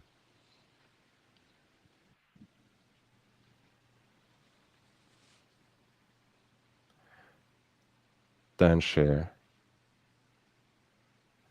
The three stripes, the three stripes. Yeah, Adidas trainers, for better or worse, are always immediately recognizable because they have one of the most ingenious ways of branding their product that's leaked in I their mean, in this tradition. instance, it actually kind of makes sense. He's got it on a rubber strap. I mean, it's not trying to dress formal. It looks like. So I mean, yeah, this is the I think ideal look. Daytona on Oyster Flex is great, and I like, again, it's not too much in your face, but the black and gold theme that he has going on here, I think it's very cool, right? Hmm. Because uh, the trainers are mostly black with gold accents, of course, Right. the three stripes, and then you have the Daytona oyster flex or rubber, as you said, with, again, in yellow gold and with a black dial. Of course, I love the small flawless diamonds for most of the indices. I know the opinion is divided on this one, but I'm absolutely for it. I think diamonds on a man's watch are extremely underrated, and if they are used sparingly, like just for the indices, for example, I think it's a great touch. Thomas Broadbent says your strap is a nice detailed thing. Savoir faire, a nod of great appreciation to strap maker Casa Fagliano. I mean, yeah, they're one of the most cherished bootmakers in the world. So um, I think JLC did a very good thing by realigning themselves or aligning themselves with them in 2011, and it brought a new energy into the reversal line, and certainly a wider scope of interest that it didn't have since maybe the 90s, if not much before. Thomas Broadbent says strap ideas for my new moon swatch, for my Omega swatch. Which model? Yeah, let's think of that. Oh, baby girl, hey, welcome to the channel. Stopped in to upvote and support. Thank you, thank you, thank you so much. Guys, don't forget to upvote. We are closing in on our 2-hour mark. If you have liked this conversation, if you have been learning from it, hey, if you hate it, still hit that like button. In either case, help me gain a little more exposure, help me on my way to 1,000 subs, which is my first major goal. I'm trying to get the channel monetized. If you want to help, in the meantime, if you want to support the work I do in this channel, feel free to consider a PayPal contribution, which is at lordhellespontv@gmail.com, lordhellespontv@gmail.com. I also have a Cash App at $LHVVV, $LHVVV. And this information is both in the description and in the ticker that is crawling right down below. Messaging Matters says Fidel rocking the Cuban version of 2 time zone GMT. Yeah, he had a number of Rolex watches for sure. Thomas Broadbent says the Navy issue watches would also have a fabric cover that could be used to dampen the luminosity light. That's interesting. I didn't know that, Thomas. Thanks for sharing that. Pluto, the acquisition was a great story. So this is the mission to Pluto, Moonswatch. Let's see if any of our viewers have a suggestion for different straps for this. But what's the lug width? Is that still the same as the standard? You know, that's the most beautiful thing about these moon swatches. The case dimensions are 1-to-1. Okay. So if I remember right, 42 mil. So that puts it at, that should in theory put it at a 22 mil width, right? If I remember my Omegas correctly. Omega. So anything that would fit a moon watch would fit a moon swatch as a strap, technically speaking. But I think I don't think, do the lugs pop out? We should have someone in the audience who has a moon swatch and would try to change the straps on them. I don't think they have. I've seen a few of them change straps, but wait, I wonder, Thomas, are you in the Watch Gang Exchange Facebook group? Because I know somebody who just got one of these. I wonder if that's you or not.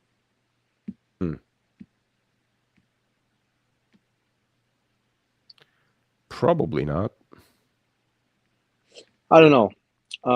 Maybe, I don't know. But I also know another guy who bought one of these, and he was bitching and moaning that he wore it for a day, and the plastic got scuffed up and scratched, and that's why he wanted to sell it. Which Mm. I don't understand. You bought like a $200 fake Speedy. What did you expect, to be honest? But whatever. Aussie expat commented, "No, I am not." No, okay, Yeah, never Aussie mind. expat has one, but he's not here today, really. I know one strap that would probably look pretty good on this. Actually, it's a NATO strap.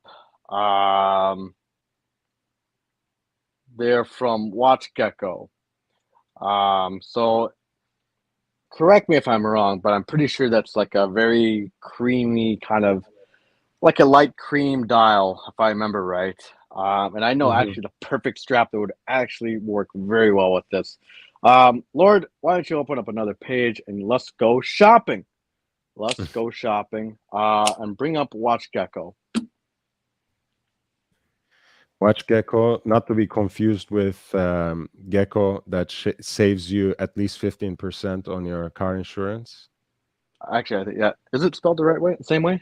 I think so. Going to the straps, the NATO straps. All right. By the way, guys, we're not sponsored in any way by Watch Gecko.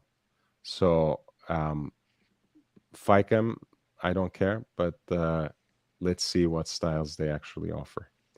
So there should be one in here that's like a maroon and cream. There it is on the right hand side. There you go. This one. I think that would look good, yeah? Not bad. I'm not sure about this extra texture, the navy thread that runs through the maroon. They also make another one where it's vaguely similar to this, but a lot shorter. It's because this one's a fairly long. This one's like a legit NATO, and their other variant of this is it's like a Zulu strap almost. Okay. Uh, but either way, that maroon and then that touch of cream, throw that onto that Speedmaster. I think it would look like a winning combination. Yeah, I actually, I really like that color combo. It also reminds me of the NATO strap that Tudor supplies, the bronze Black Bay 58. Do you know what I mean? Yeah. I think that is a killer strap, and that's a killer strap watch combination as well. Oops. Let's see if is that it.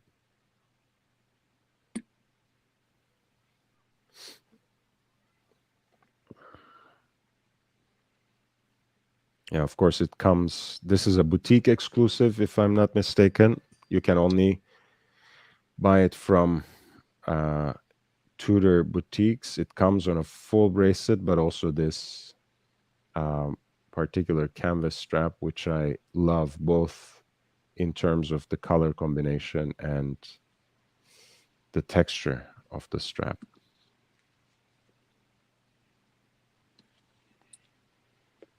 Yeah, this watch, by the way, looks beautiful to me.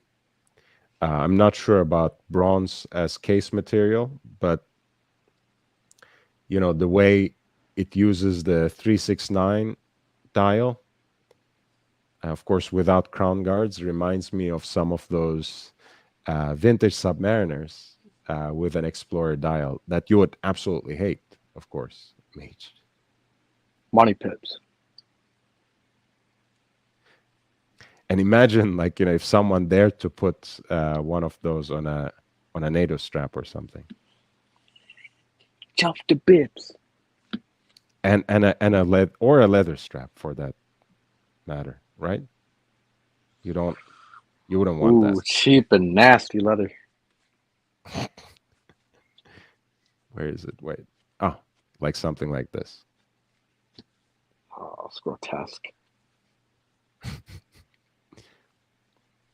But I love it. Of course, this has the Mercedes Rolex hands, but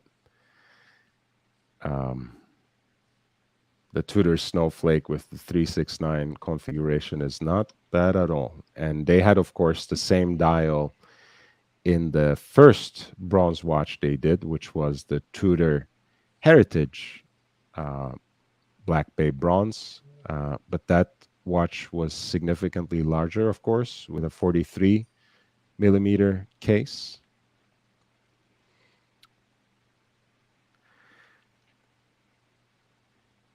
And baby girl, Yeah, it's a beautiful watch. I love that moon swatch, by the way. Yeah, I think Mission to Pluto is one of my favorites. One second.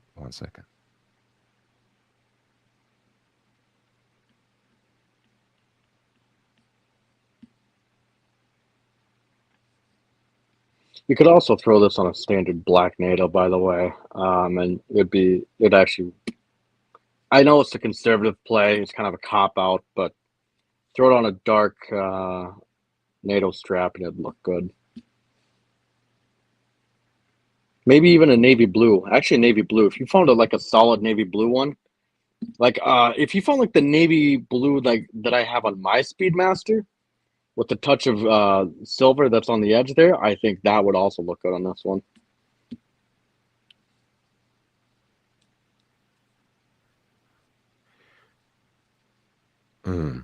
I mean, Thomas, that's an interesting idea, but remember that basically you will be putting, without counting the buckle, right? You'll be putting a $150 strap on a $250 watch. Not sure about that balance, but you do you, as always.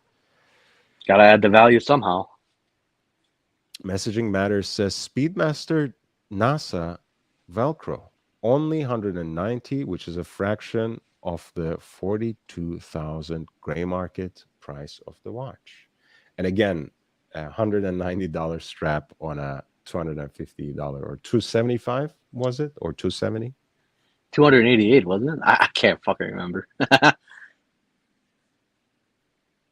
Actually, I think you're right. I think it's like $250. Those straps are Oh, cool. Man. you talked about the straps? Oh, yeah, these? Yeah. Yeah, the NASA Velcro straps are quite cool. I got offered the white variant and I declined it. Why? They're hard to get? No, I don't know. Everyone lost their shit when I told them I declined the NASA variant. The white NASA variant strap. I don't know if they're hard to get or what, or if they're valuable. But I was offered one for free and I declined it and chose my Polo instead. In this day and age, I wouldn't be surprised at anything. I didn't mean to be dismissive. I was just genuinely surprised, right? That even something like a special version of a Velcro strap would be limited in number or somehow would be subject to scarcity marketing. That kind of unsettles me. That rattles me. I wouldn't doubt it, but the only reason I declined it is because I thought it looked fairly cheap. Also, it's white, so it's going to get dirty very easily. Thomas approached it once again poetically. He says, I got it because Pluto isn't a planet and the Omega, the moon swatch isn't a moon watch. And JB says, makes sense, Thomas. Yeah, fair play. But yeah, I'm actually going to throw my Omega back on the bracelet. I missed the bracelet.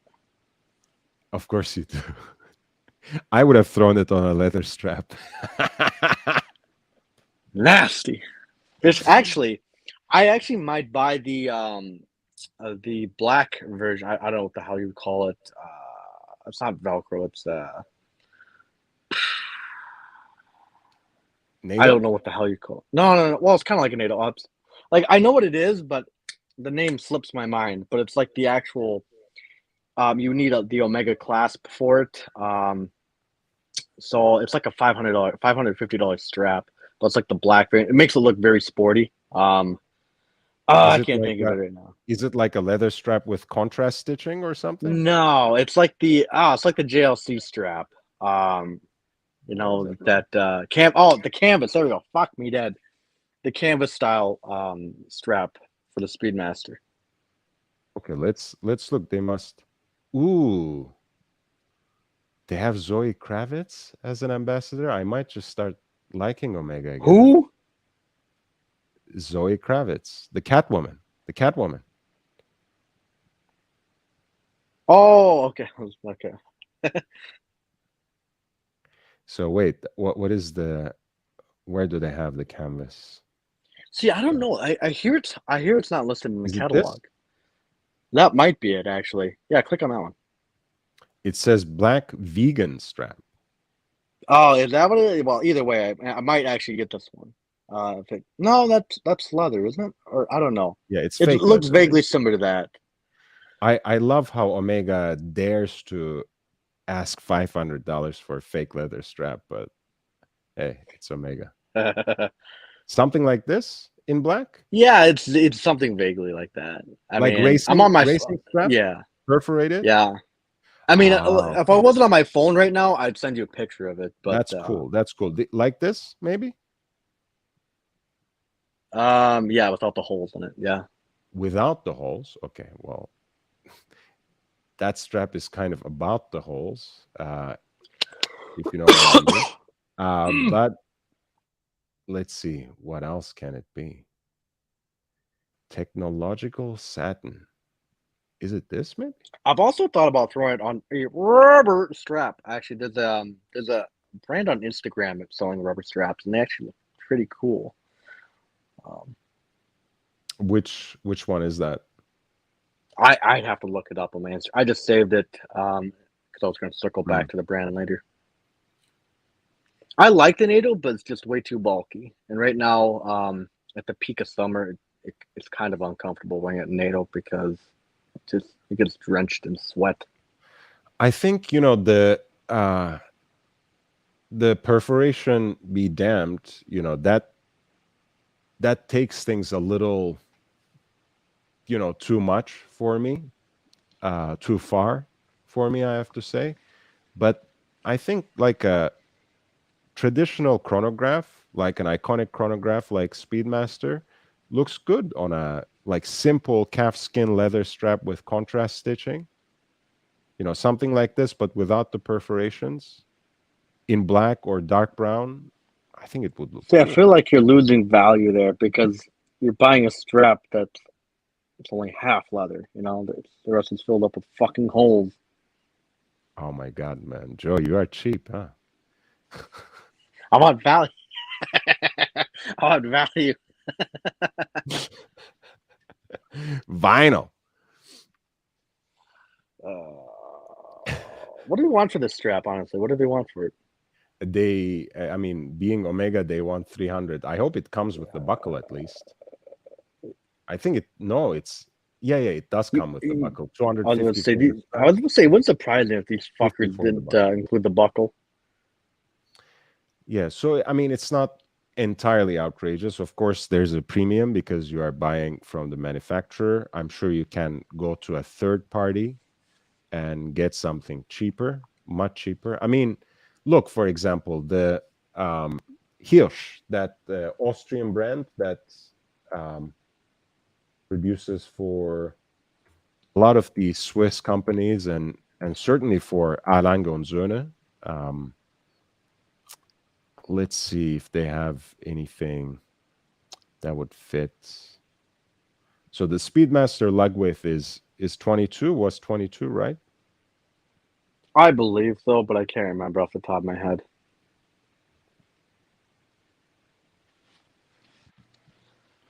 Like they have, for example,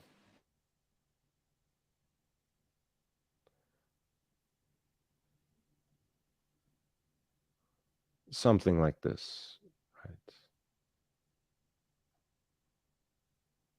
Or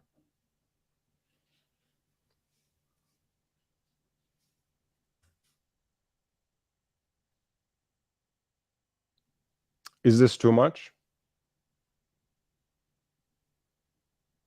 What was that, Lord? You kind of cut out there for like a minute. Is this too much? It looks kind of cheap and nasty, to be honest with you. Actually, no, it doesn't. I mean, it doesn't look terrible, honestly. $50. Oh, I'd say $50 is kind of standard for a strap. This is a little more subtle, like tone on tone stitching, but in a slightly lighter shade. It's casual. And I think, like, I mean, if you're gonna put your Speedy on a 2-piece strap, I mean, it's a chronograph after all, right? Speedmaster, literally. I know it's the Moonwatch, but it was also designed, for racing, shall we say? So why not put it on? I mean, again, this might be a little affected, but something like this. Again, you will say that you're that's great, Lord. losing. But where's the strap? Where's the strap? All I see is 2 chunks. Where's the Well, strap? how about this, Joe? They're actually, I think they had it originally priced 100, and since they poked those holes, they're willing to give it to you for less than $50. How about that? Do you buy that? Man, raking in the savings. IG wristwatch holic. I paid $100 for titanium buckle and $280 for rubber strap for IWC. I think Omega OEM strap is a bargain. A Messaging Matters says MSRP is $260. I think that was about the Moonswatch. The suggested retail price is $260. And Thomas says, Meech, get the NASA strap. I'll buy it and put it on the Pluto. Yeah, if you're still offered that strap, at least get it and you can pass it on to someone in the community at the sticker price. Mike David says, Meech, put your Datejust on a NATO for yard work. Why not? TGV style. And Thomas says, JB says, Thomas, you need this one since NASA doesn't even go to space. That's SpaceX.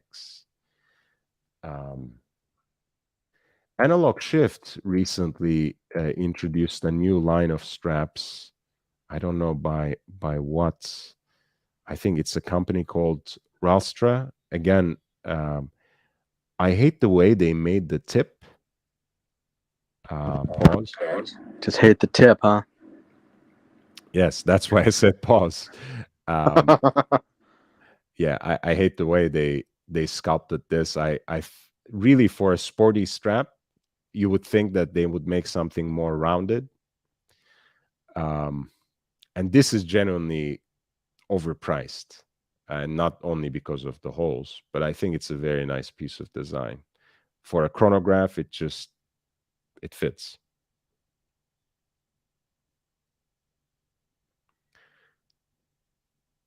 Yeah, look, for example.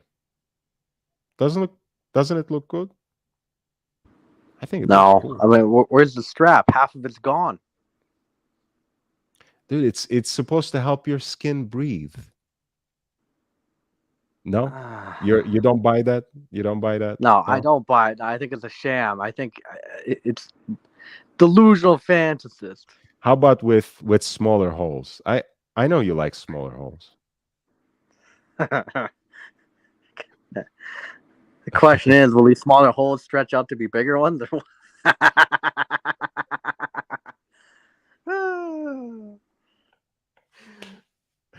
Oh my God. Yeah, we really leaned into that joke, huh?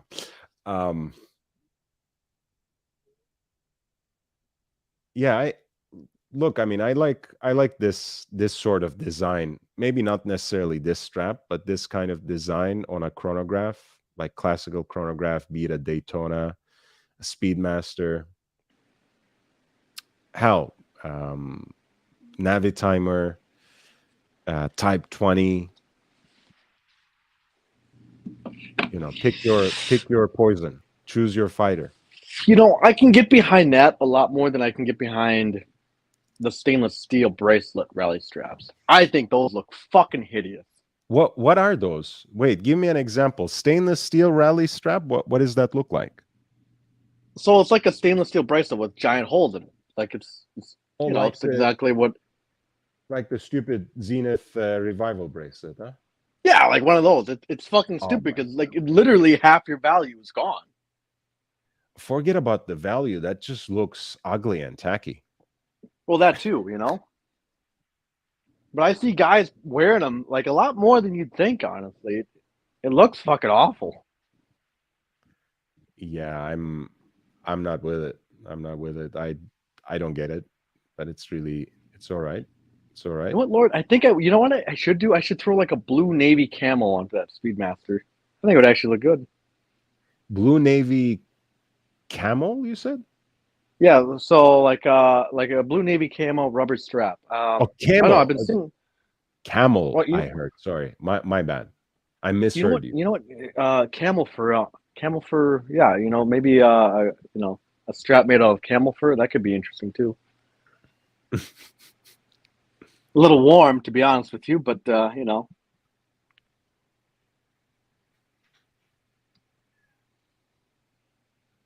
Yeah, I mean, look, uh like laying on its own like that, it looks like an interesting piece of design, but actually put to use as a watch strap, man, I just don't get it. I mean, unless, look, people have all sorts of skin conditions and circumstances. So maybe for someone who has a particular kind of allergy to a leather strap, or for any kind of strap that completely blocks off um, the escape of heat, etc., maybe this can be an option. But God forbid, man, as an expression of style,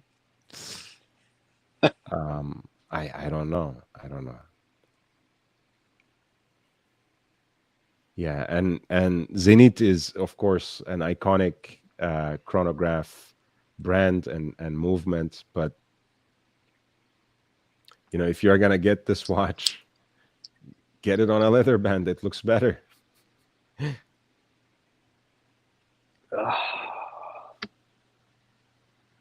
see, that doesn't look half bad. I mean, personally, I would never buy this watch personally because I think it looks not weird, but not my style. I But it think does this. look good on that leather strap.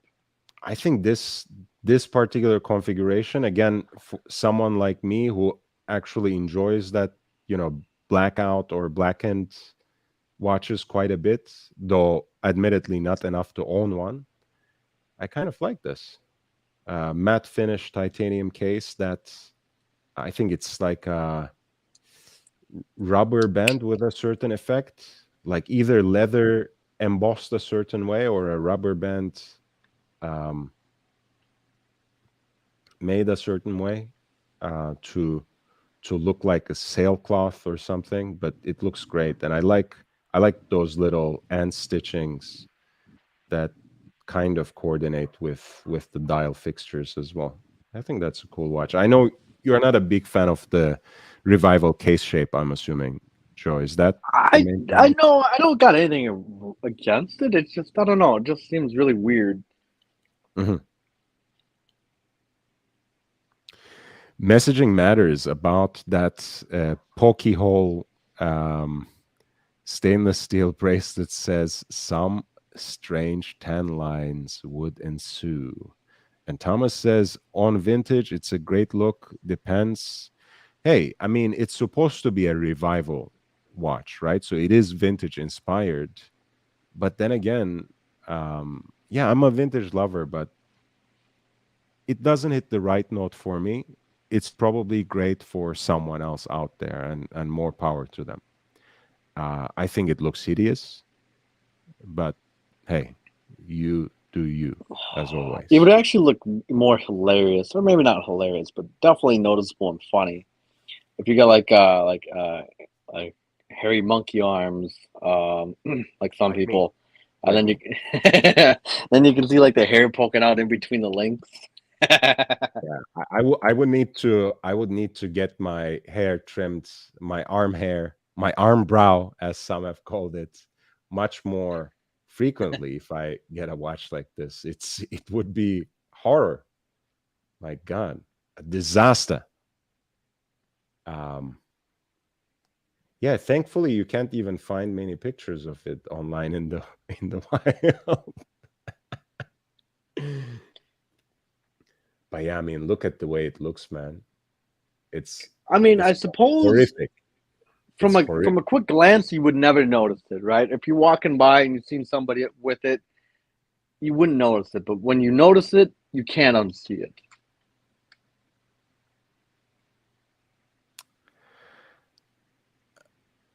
Wristwatchholic says, I heard the clasp has poor quality and very hard to open it. Are we talking about the Zenith Chronomaster Revival bracelet?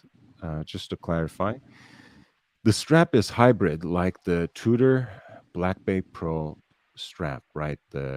We are talking about the Chronomaster Revival because we were talking about the um, leather rubber strap on the blackout version as well. The blackout version, Thomas says, mutes out the details. And Wristwatchholic says the black version doesn't even have the minute tracks. That's true. uh, what does he say about the strap? Inner layer is made of rubber. Outer layer is a leather strap with a cordura effect. Mm. Not the lobster claw bracelet.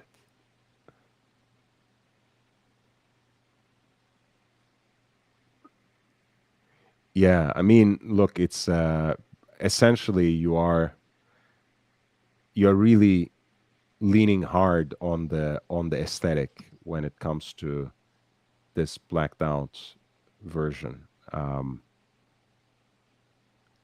Of course, the chronograph is a certain look, but I think you are losing something when you don't even get this minute slash second track right by the tachymeter. So yeah, I think, look, I mean, this looks fine to me.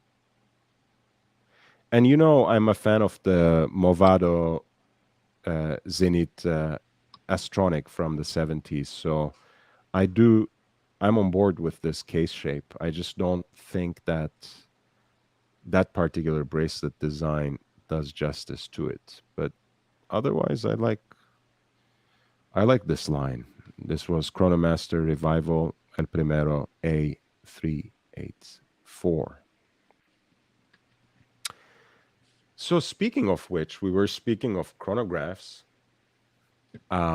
How about the idea of like vintage hand wound 2-register chronographs as dress watches?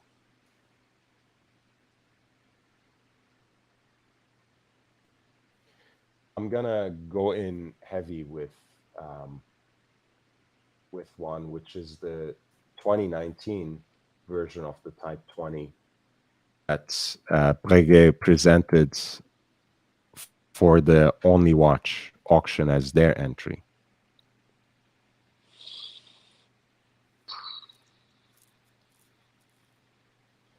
It has a Valjoux movement, manual wound, flyback chronograph. Of course, quite a sporty watch. Of course, has its origins in a genuine tool watch that was produced and supplied for military specs, specifically that of the French Aéronaval, the Air Forces. Um, it has it has a couple of arguments against it. Clearly, I don't deny that. The onion crown being yet another one. But again, in our time and day, um, can't we find in a hand wound chronograph, especially or just a 2-register chronograph, something that can resemble a dressier aesthetic. Again, we're not talking about something that embodies the most conventional and conservative codes of a dress watch.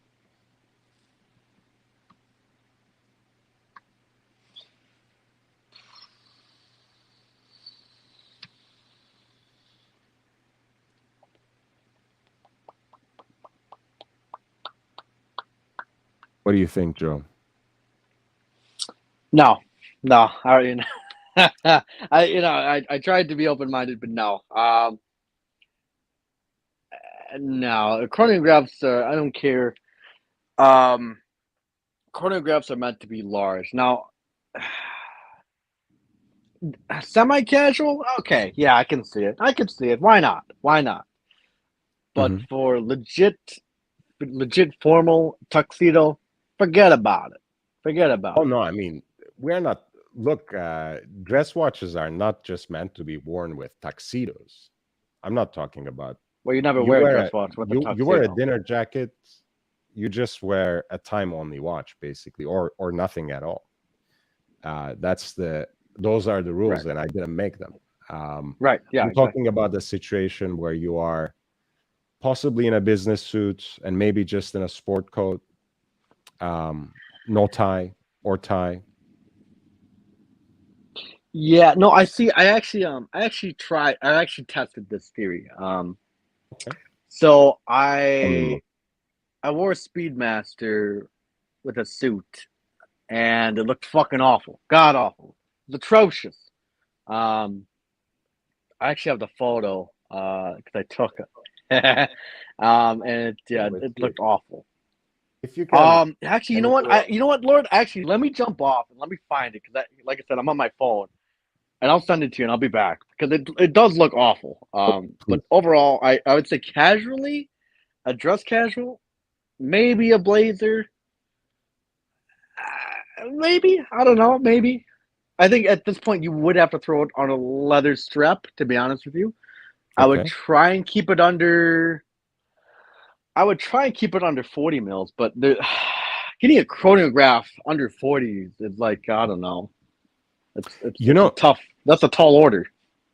that's one of the reasons I pulled up this particular watch, because Type 20, before it was discontinued in 2018 by Breguet, that was 39 millimeter, and the historical versions of it that were actually mil spec are 38 and change. So this is clearly sub 40 chronograph. Round up to 39 for the pushers and crown. I would say. And Daytona is, of course, 38er as well. Yeah, Lord, let me hop off real quick. Please, Let me yeah, hop off my phone come books back. real quick and do some Joe, digging come for that back. photo. Joe, come back.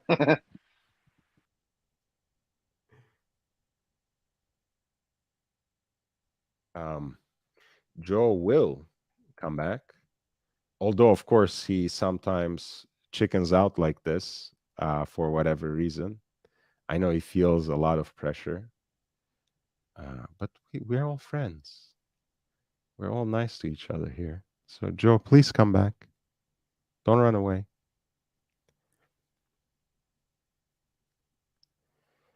Um,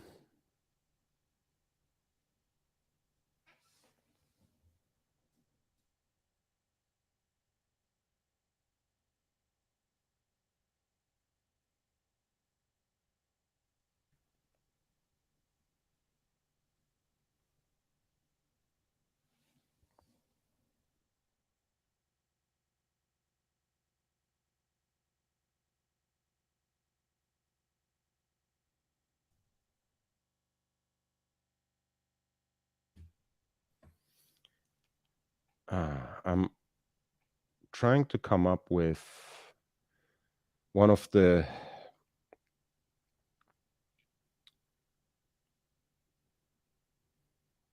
one other example of this particular genre, namely a hand-wound chronograph that is of classical proportions, that is smaller than 40 millimeters. Of course, the Daytona is actually a 38 millimeter in terms of its case diameter. And as you know, the previous reference, the pre-ceramic reference, the generation that was the 6-digit generation that was with the first in-house Rolex automatic chronograph movement, those had precious metal versions that came with a with a leather band rather than on Oyster Flex, which is of a later time period, of course.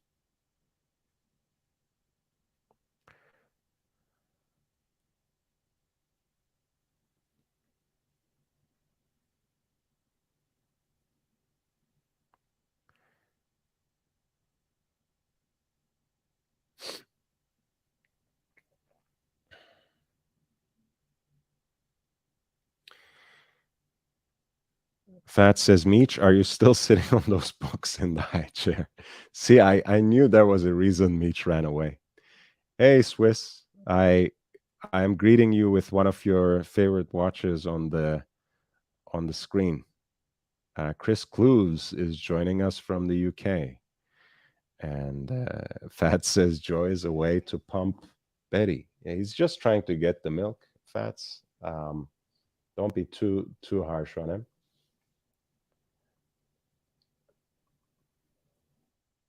And this was the 2019 watch that Breguet produced for the competition. It had this basically coin edge bezel, the onion crown, the 2-register look, a very nicely proportioned, interesting watch. Of course, the dial itself is made to look patinated and vintage, maybe a little in a contrived way, but this watch gained a lot of traction in that particular auction, and 2 years later they made another entry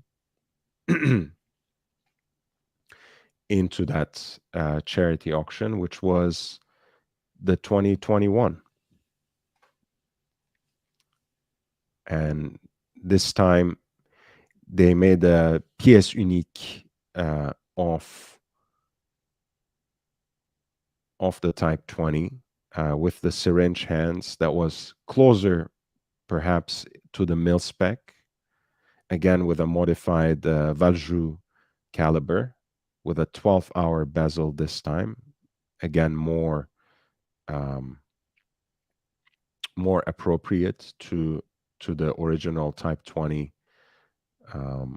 configurations. Of course, one of the elevated things that that Breguet did to the Type 20 when they were bringing it into their line of production, and this was actually roughly 5 years before Swatch Group even acquired them. They were at that time owned by a company called Invest Corp, I think based in Bahrain, if I'm not mistaken. Basically, when they brought it back into the line as a sort of reissue for civilian purposes, the no-date version, in addition to having, of course, 3 registers with a 12-hour totalizer at 6 o'clock, it had a 60-minute bezel, and it was all in high polish, basically, a polished bezel, a polished case, and it has this fluted decoration all around the case, and that is particularly noticeable on the case flanks as a sort of coin edging.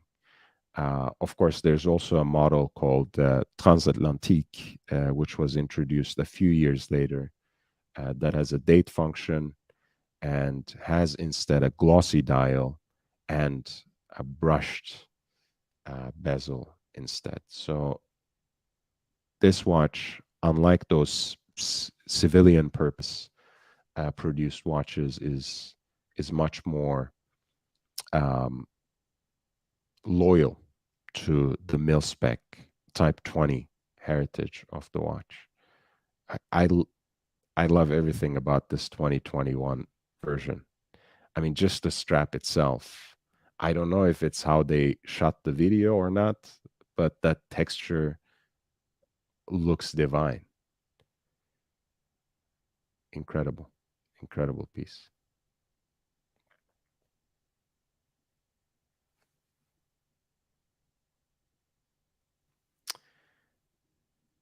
Jake Brooks's Kill Switch watch. And Piruka says, hey man, yes, that Breguet is beautiful. And Aussie Expat says, those leather Daytonas are very good value. Chrono and leather is such a classic look. I'm surprised there's no such option anymore in the Rolex catalog.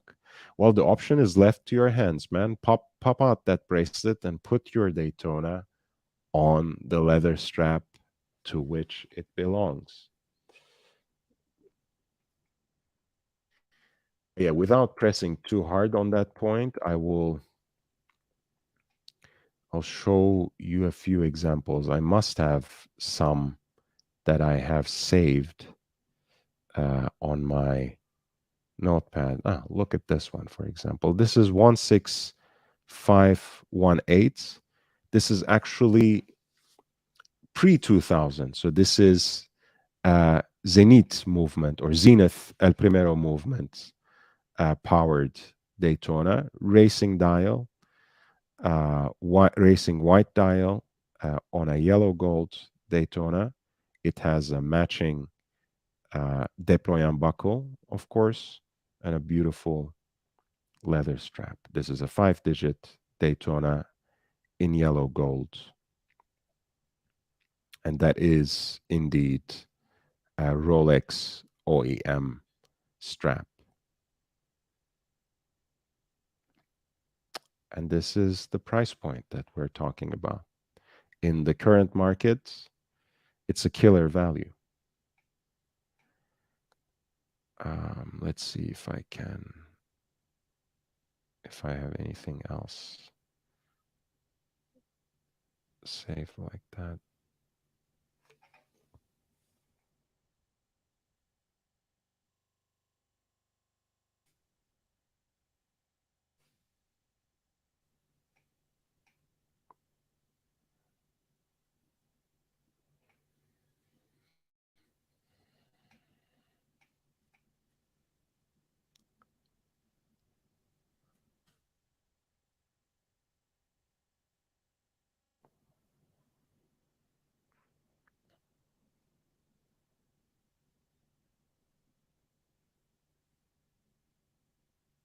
This is one generation later, 116518. Again, white racing dial. Champagne outer rings for the subdials. I think this is a beautiful look for the Daytona.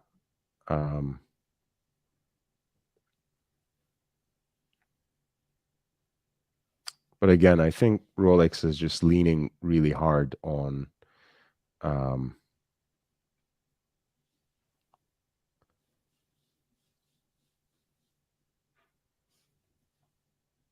Oyster Flex, and that's the reason I think that they push towards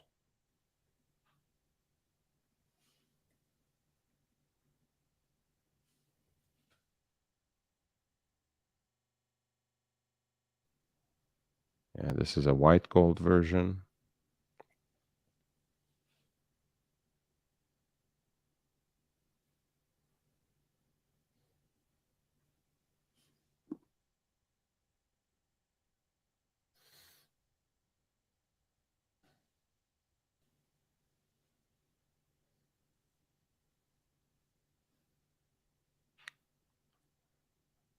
There's There's one from 2010. Again, you have the Jump Player Special, right? The black crocodile strap, yellow gold, red chapter rings, red center seconds, of course, red writing for the Daytona, those lemon subdials. I think this is a great look as well.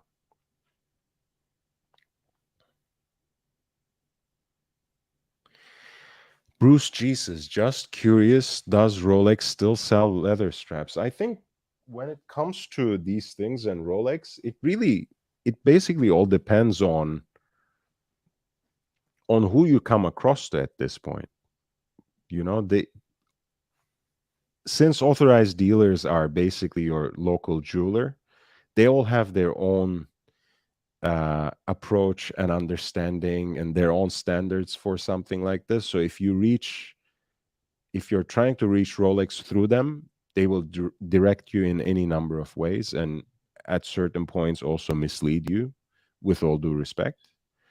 And if you contact the service centers directly, I think service centers in different countries have sometimes different policies and procedures. But minimally, if you have, let's say, a Rolex day date,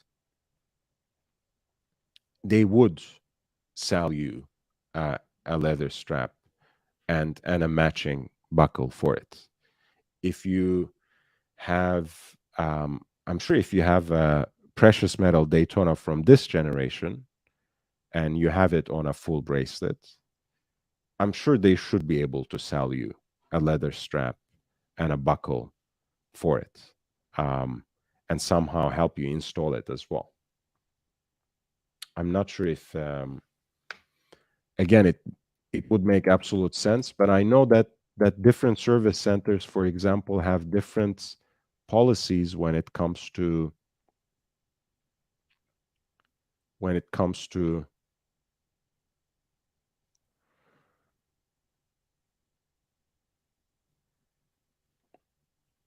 supplying, for example, the alternative bracelet for the so-called Batman, right? The black and blue GMT Master 2. Some only let you exchange your Oyster bracelet for a Jubilee and your Jubilee bracelet for Oyster, while still charging you what I think is the full value of the bracelet. Some allow you to keep your bracelet. With others, you basically have to run tricks. I mean, you have to, I don't know, you have to just walk in with a watch head and say you lost the bracelet and you want a new one. It's just, they're so unreliable. This is what Joe sent me, by the way. Rubber band, I think the brand is Horus, that goes with the Speedmaster. Mitch, you're back. Fries with mayo. This took a while for me to dig up here because I had to find the photo through Facebook and I had to find the photo through Instagram.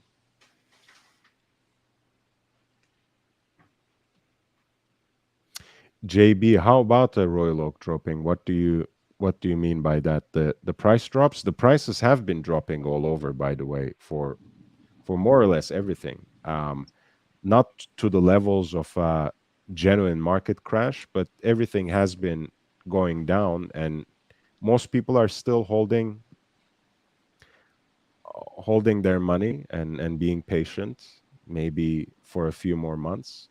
If you find the right deal, still feel free to snipe these things. I mean, there's nothing wrong with that, but I think it will only get better. So if you see someone dropping their price, hey, offer them even less. Joe, go ahead. Do you have nothing. Yeah, Didn't you it say should you have also- sent. You sent it again? Yeah, did it not send? No, I only have the rubber strap. All right, just give me 1 second here. Of course, take your time, man.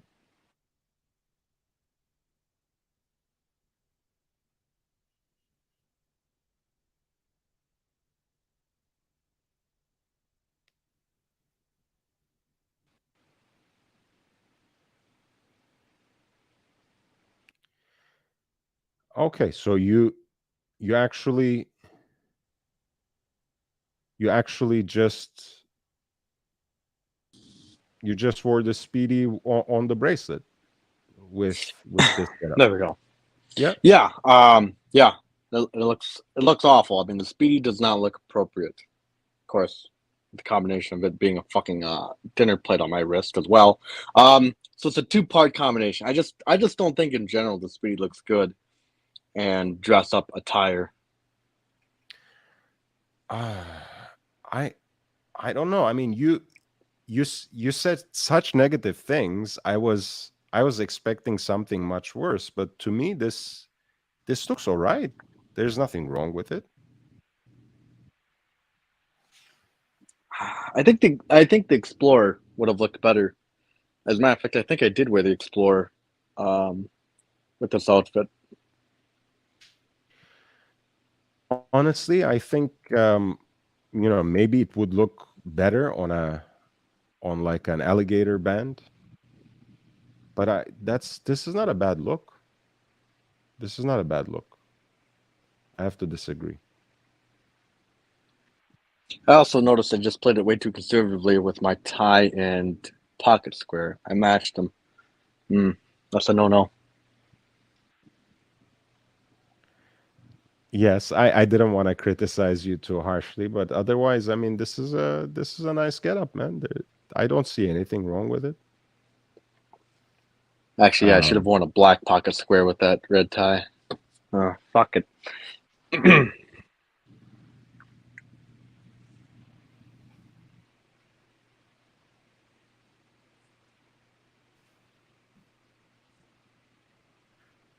Yesterday, we were looking at some Patek 1463s. Of course, an interesting price tag, but that certainly can serve as a great dress watch. They're actually quite diminutive, 34.5 in case diameter, so actually quite small. It's the lady side.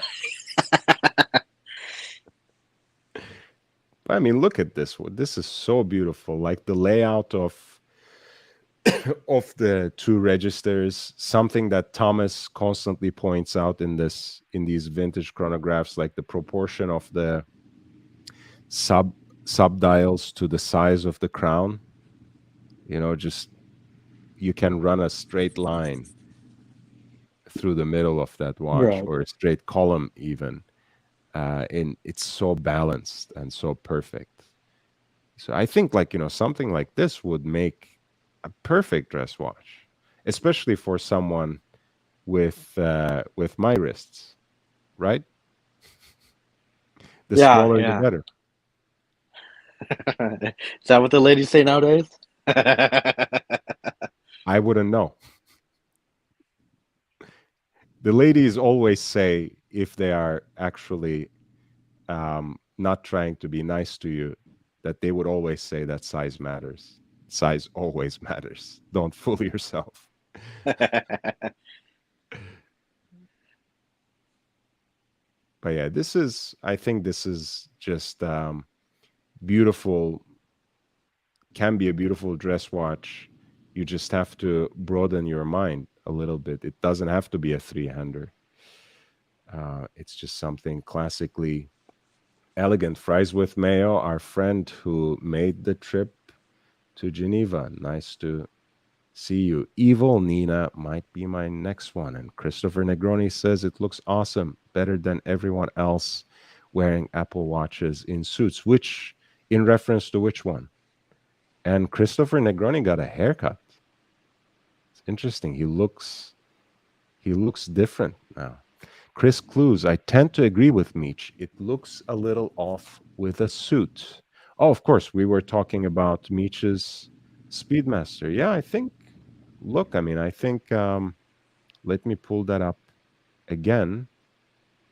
I think it actually looked fine. But you spoke so negatively about it, Meech. Well, when you I look at the felt, rest of my collection, I felt especially, go on. I felt a little awkward defending it, but I think it looks fine. I would say, you know me. I would say pop out that bracelet and put it on a leather strap, like a croc alligator, black, or in this case, probably a dark brown would be even better, and that would be great. And like Negroni said, better than everyone else wearing Apple Watches in suits. Or you can go Yeah, with but Lord, the if you go with the dark brown on that, you're gonna clash against the code of dress. So brown with black does not work, just in general. what do you mean? A Well, it's dark. just you would never mix the two. So I said dark brown. Why wouldn't that work? Because you just don't mix browns with. I mean, You're the way I wearing a look at brown. it, You're wearing a brown shirt. What are you talking about? I don't understand what you're trying to that's say. black, Lord. That shirt is black? Yeah. All right. Sure. I mean, if that's what they told you, standing against the face of that watch, which is black, it doesn't look black to me, but hey. No, seriously, Lord. I mean, I understand if you have like a legit, but that's like a legit black shirt. Okay. Then get a new camera because that doesn't look black at all. Well, it's probably is the filter that I threw on top of it. That's probably what it is. But yeah, no, the shirt is black because it's the only way I'd wear a suit like this. Because if I wore a white shirt, it'd look like I'd be going door to door, knocking on people's doors, telling them that they should hear the word of Jesus Christ. Anyways, but yeah, I just don't think. In general, I don't think it looks good. I don't think the Speedmaster looks good for dress, and hence why we get to the point here. I think chronographs in general are very hard to dress up, regardless of the brand. Well, I mean, I think again, when you look at classic two-register chronographs like this, like the those versions of the Breguet Type 20 that were made for the Only Watch, or these even more classical 1463 that we were looking at, I think these Breguet numerals, leaf hands, the two register simple look. I don't know. I mean, a lot of this is a better dress watch than a Rolex Day Date, honestly. I'm sorry to say.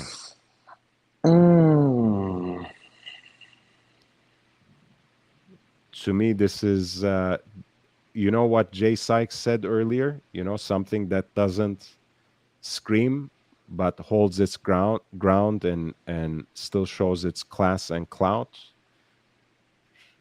What better than something like this? Again, forget about the price tag. You can find similar designs for considerably less. I mean, you can get a Vacheron Constantin Malt, for example.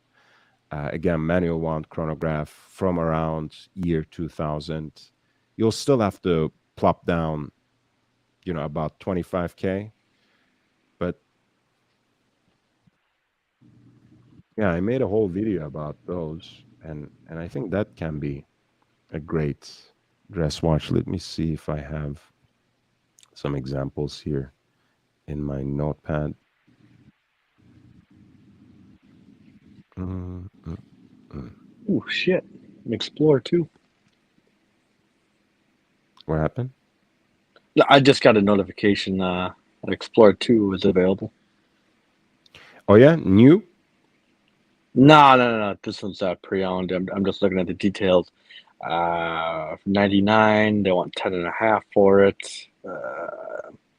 Box papers. Fully serviced in 2020. Huh.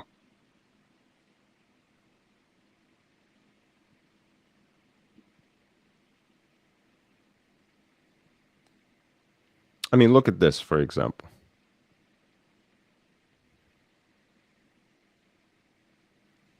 You're telling me that this can't be a dress watch?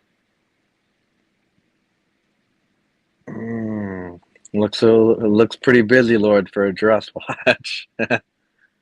And you once again, to repeat, this is your Cliff Notes version of something you heard from Gentleman's Gazette, right? Well, no, everyone knows in general that a dress watch should not be busy. I mean, that's just general rule. Uh-huh. Uh-huh. A true dress watch, I should say. If you want to enter into the modern era, I suppose a Richard Mille RM could be a dress watch at that point, you know. Right.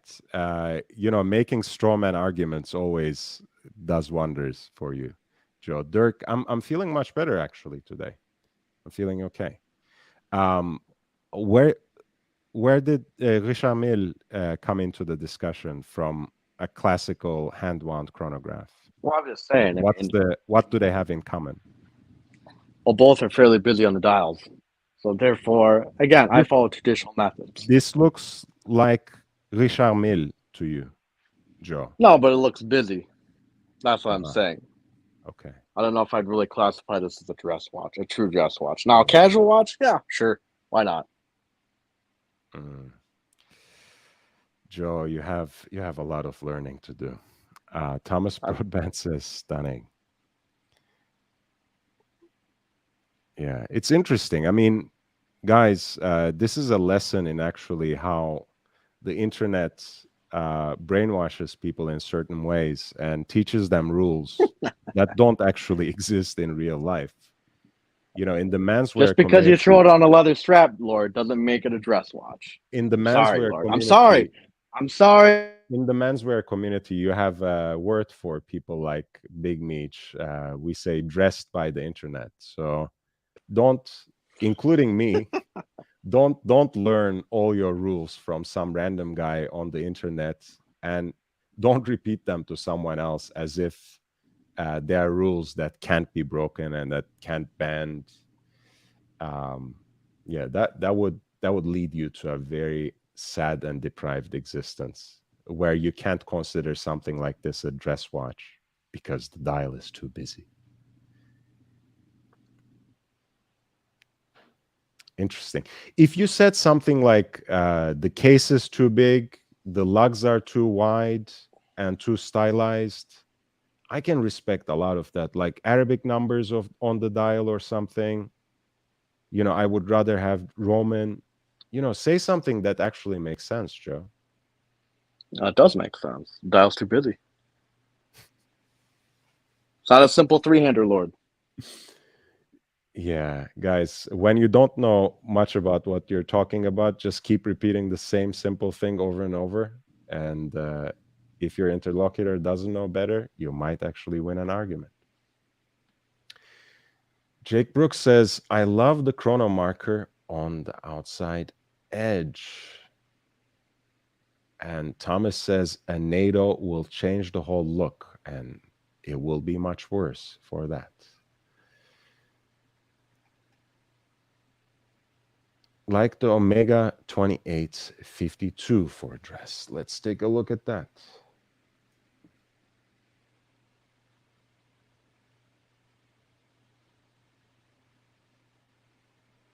This is a constellation.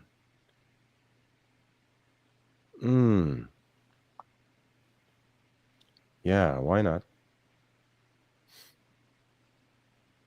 So yeah, this would be a proper dress watch. Mm-hmm.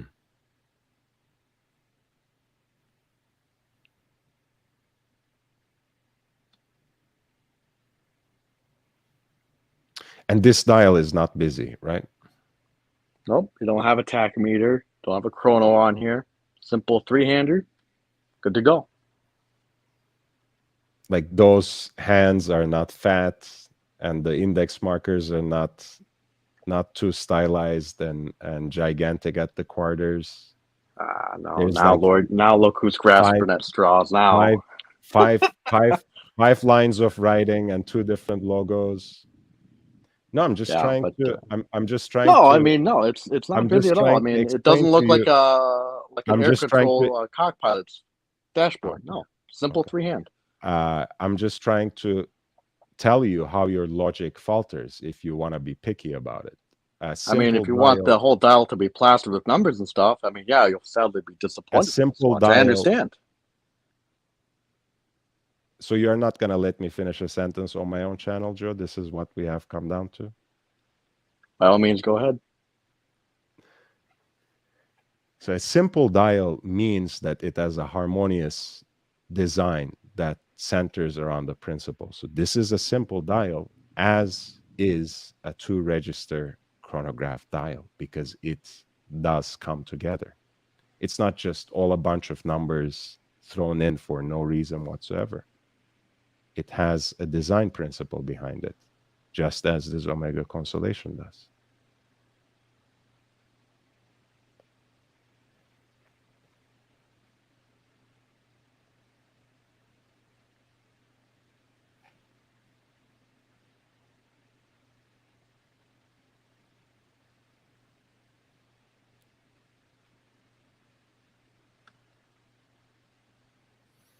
Thomas Broadbent says a hard one to read or don't touch it, you'll go blind. Which one are we talking about here?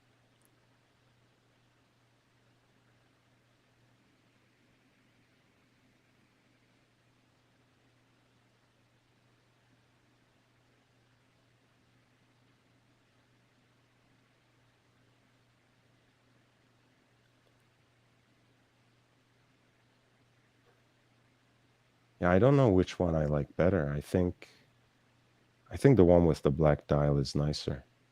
This is not too bad either. I think it's one of the rare cases where I would really promote the leather strap versus the beads of rice bracelet or bracelet in general. Yeah, I mean, look, this is a vintage watch, so when you put it on that bracelet, which obviously belongs to the watch, you really lean pretty hard and emphasize the fact that it is a vintage watch. On a leather strap, it would look a little more fresh. I agree.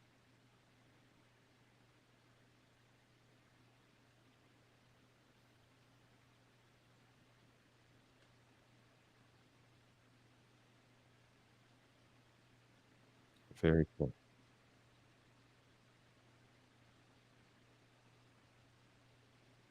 I think this is even better. This is all steel, I think. Yeah, because the other ones were two-tone. I like this a little better.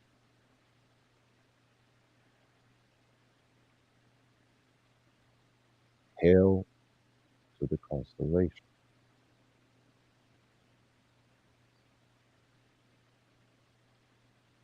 Dirk Diggler says kids. I thought Dirk Diggler doesn't take care of kids, but maybe I'm mistaken.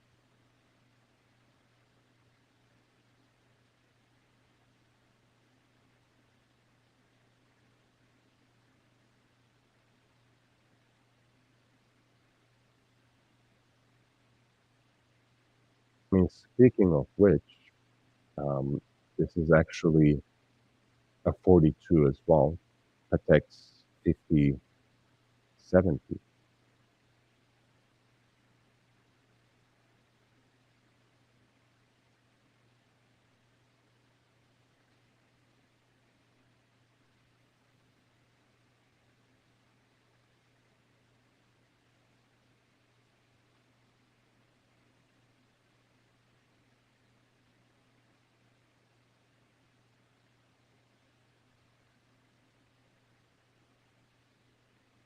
I like this black and gold theme. It's a little better. I mean, the how do I say this? the track seems to get lost on the main dial, which is nice. So I mean, your numerals pop out more, and then your track doesn't distract as much because it seems to be, well, obviously it's in a smaller tone and a lighter tone. It kind of seems like. Okay. Let's see. Maybe in other color combinations, is it better or worse for you? Jesus Christ, I feel like I'm at the fucking eye doctor. 1 or 2?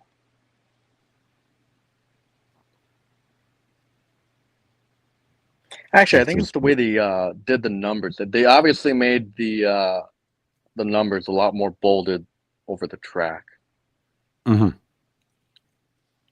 You mean the hours, the Yeah. Arabic numerals?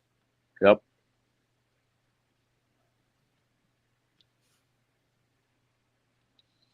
The platinum is again a little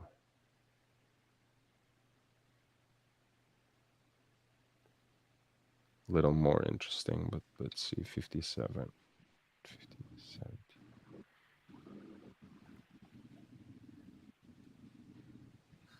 I think this one, of course, is shows itself a little too much, even though it's a white metal. I guess the blue dial makes it shine a little too much. But I think this is a nice watch too, of course.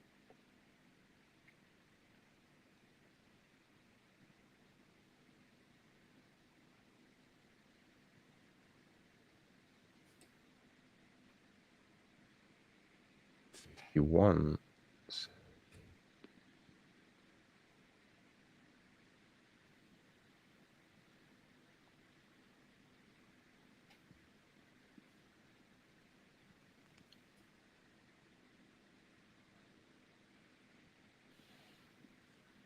What do you think about this one? Just in general. I mean, in generally speaking, yeah, I think it's a fantastic watch. The dial actually is well done. It's got that, I don't know how would you describe it, a faded dial where it's obviously all your colors in the center there, and then it slowly fades out when you get to the edges. I think it's a nice, well done touch. Plus, you got the white gold in there, makes it pop. Yeah, beautiful.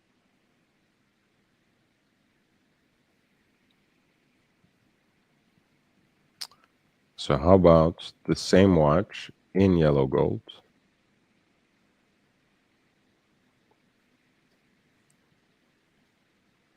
This is better or worse? No, I think the white dial brings it. It shows too much. I think that when this watch, the darker the dial, the better. Okay, so with the you're white saying dial, that you can immediately see everything. It's very distracting. it emphasizes the tachymeter or the pulsation dial rather a little too much. Yeah, then you lose the gold too. You lose the gold tachymeters during this as well. I mean, not the tachymeter, hour markers. Excuse me.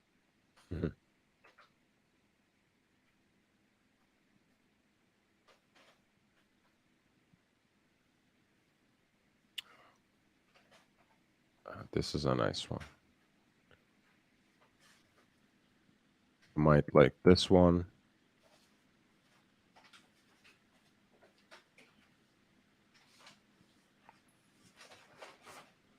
No? I don't know. I mean, it's not terrible for a casual watch, casual dress. It's not terrible.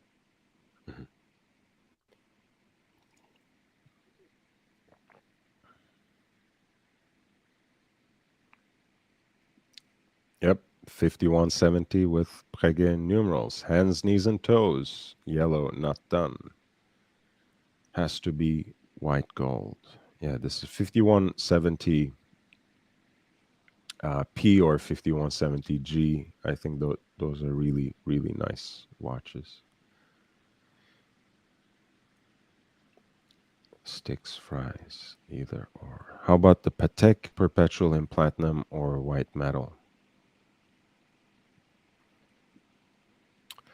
Yeah, apparently, guys, apparently Patek, complicated Pateks are not best watches, so we're not even allowed to bring them up at this point.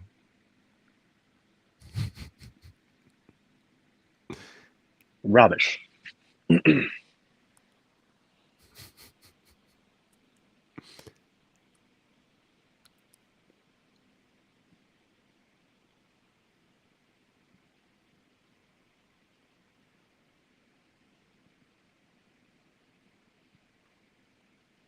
Yeah, I mean,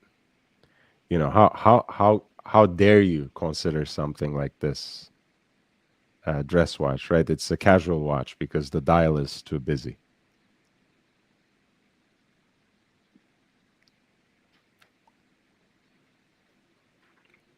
right? Wouldn't be wearing it to a black tie event. Put it that way. Oh, you wouldn't because you can't afford it, but that's another question altogether. I mean, fair enough, touche. But even if I could, I wouldn't.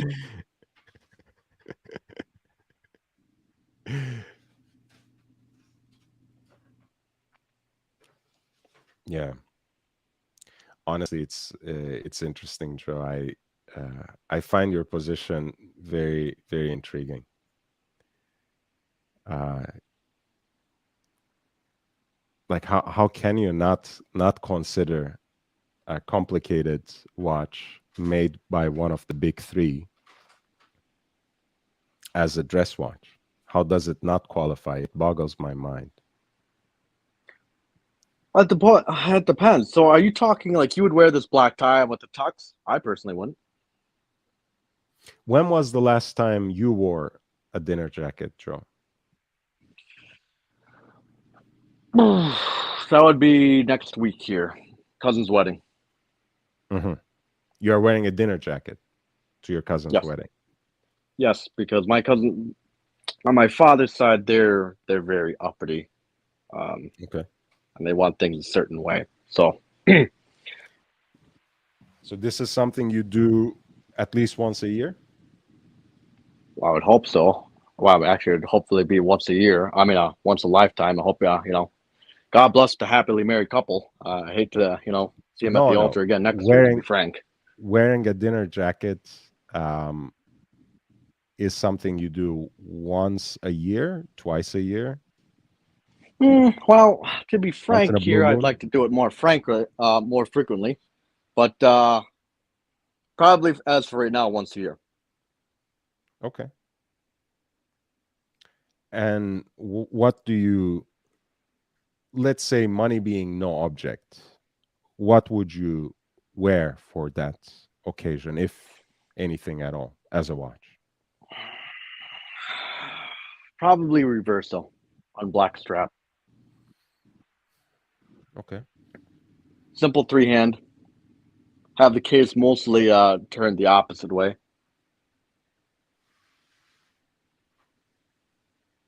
You mean not the watch face, but the case back, Correct. and and that will be blank as well, or engraved with something. Blank. I would never do engravings just in general. I first of all I would never know what to engrave. Secondly, I follow the Archie method. If you engrave it, you kind of devalue. I mean, you devalue it for resale for sure. Yeah, absolutely. If you don't care about resale, that's another thing. And ideally, that's the watch you would engrave, right? You don't Oh, engrave a 100%. watch that you might just end up selling. Well, that and like I said, I just wouldn't know what to engrave either. It's like a tattoo. I mean, I would never get one because one, I just don't know what I would have. Mm.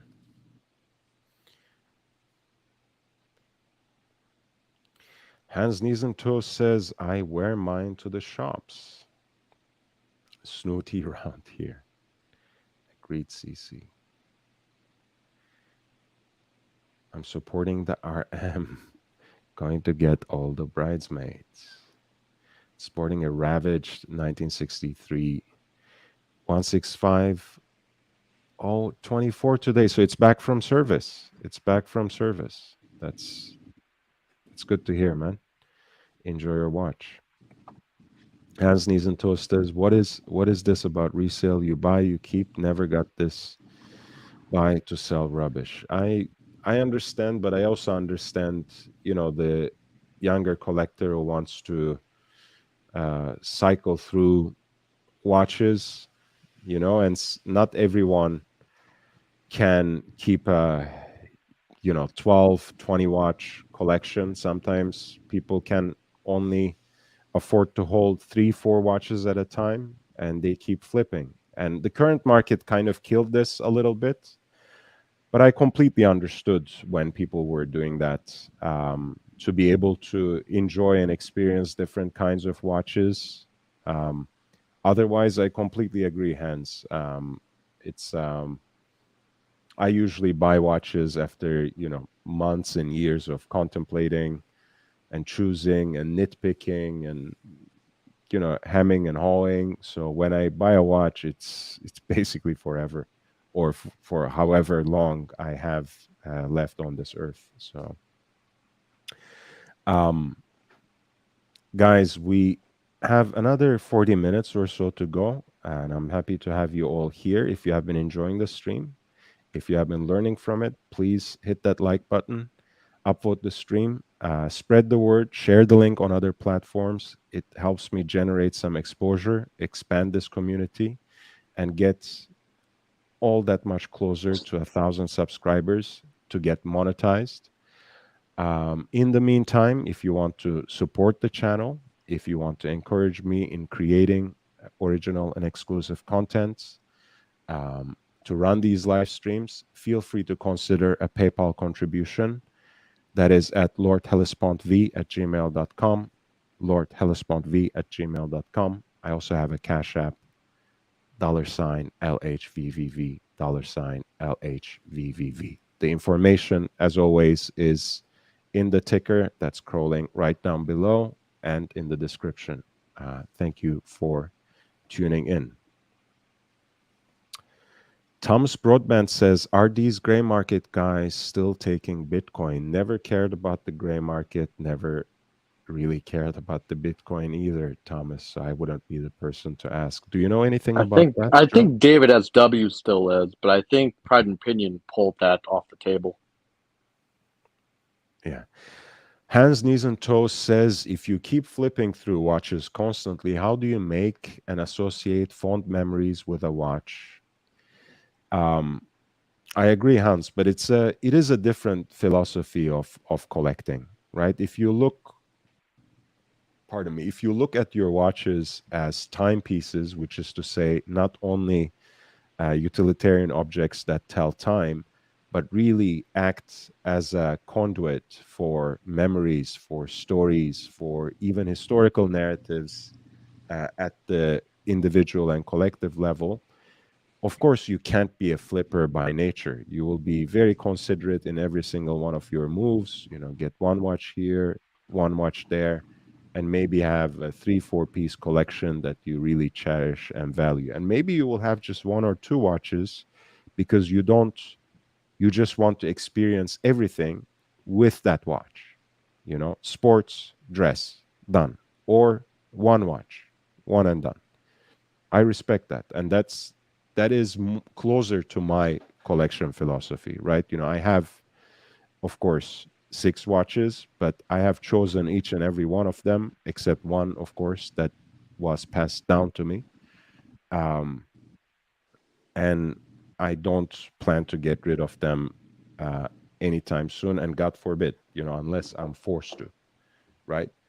Um, but I also understand a different kind of collector who is trying to experience different things with a limited amount of resources, and we all have, whatever our means are, a limited amount to spend on watches. That's always the case. I understand people who try different things and move on from one watch to the next, because that is a different experience. That is what they're seeking. Essentially, they want to sample things, right? They don't want satiating, nourishing single meal. They want the buffet experience. And I respect them for what they do.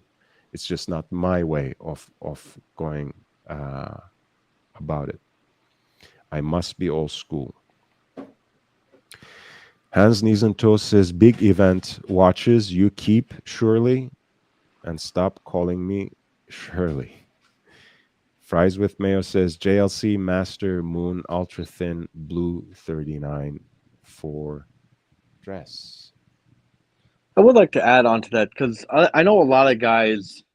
It's not even budget. It's guys who don't want to exceed over like 7, 12 watches. Because doesn't like Bear have like 50 watches, or maybe that's exaggerating. But I know he has a shit ton of them. I mean, I would I imagine haven't that would counted, take. but you're right. Yeah, he has a lot of them. Yeah. Well, I would imagine that gets somewhat annoying, storing all the boxes, moving all the watches around. I mean, sure, it's probably fun for the first 2 years to cycle through all of those watches, but at some point, it's got to be. You got to say enough is enough. And I think there are some guys out there like I don't want to. I myself don't want to exceed over 12. Like worst case scenario, if you can call it a worst case scenario, I would never want to exceed over 12. I mean, that's already plenty. I think, maybe I think like 6+1 kind of thing, 6 Yeah, in the case, 7. 1 on the wrist. That sounds nice to me. Like 1 for each day of the week kind of deal as well, right? Yeah. Yeah, both Fries with Mayo and Chris Clues love these watches. Guys, look, I mean, I'm going to say this one more time. I know the person who is doing this, they like this treatment too, but I'm going to enjoy it as well. Look, once again, if you have these sorts of sexual urges, a watch channel is not the place to come and express them. I want to be really clear. Anyone who indulges and traffics in any sort of racism on this channel is not welcome.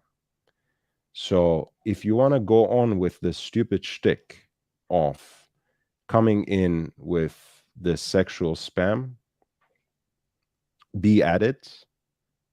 But once it gets racial, it really starts getting on my nerves. And trust me, I know who you are. And you don't want to mess with me at this level. So tune it down. If this gives you pleasure because of whatever it is that you're experiencing in your clearly very troubled life, go at it. But don't let it get racial ever again. Because I'm keeping a record of it. Moving on back to the watch talk. Hans Knees and Toes says, ephemeral watch buyers is, in my mind, what's all bad in this watch interest. Fair. I do disagree. I think, people should be allowed to change their minds once every so often. I'm pretty set in my ways. Once I make a decision, I don't go back. It may take me a while to make that decision, but I'm pretty hard-headed once I arrive at it. So I understand. I actually agree with you, Hans, but I think there's room for everybody in the hobby. I'm careful not to use the word hobby, as hobby means to me learning and applying skills, and that's exactly how I look at it. That it has to involve learning, it has to involve growth, it has to involve research, it has to involve real life experience, going out there, trying things, handling watches, different kinds of watches, trying them on, experimenting with them. What would you say about this, Meech? People should be allowed to change their minds, right? I would say yes, especially when you're dealing in a hobby like this. Um, in a nutshell, I would feel like, um, how else are you going to learn if you're not able to kind of shift things around? How else will you learn if you can't have the flexibility? It it's a must, in my opinion. Yeah, I mean, I agree, and that's why I said, learning and research is important. And some people look, people have different ways of learning and absorbing and assimilating knowledge, right? For some people, it may be enough to try things on a few times, um, read about them, um, visually learn something about them, maybe from YouTube, even from the internet, in person, by trying on these watches. And some people maybe need to actually make them part of their lives, at least for a limited period of time. And even for those who learn in other ways and who learn perhaps faster, um, you can't deny the fact that it's a very different thing to. I mean, I can tell you this, for example, about the reverso, right? I took an entire decade trying all different sizes and complications and kinds of reversos on.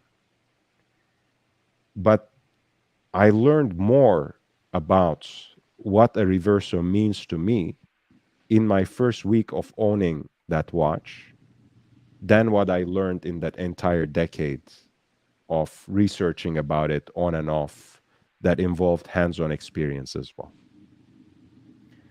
So, I would agree. I mean, how else? I remember hearing the quote of somebody saying like, you can take a watch at the boutique and throw it on your wrist and wear it there the whole day and learn nothing about that watch. The real experience comes when you actually wear it throughout the week at the office, at the mhm. pool, at the campgrounds, at wherever. That is where you get the real experience and real knowledge you're looking for. And that's where you'll get your best answers about whether you like the watch or you don't like the watch. Mhm.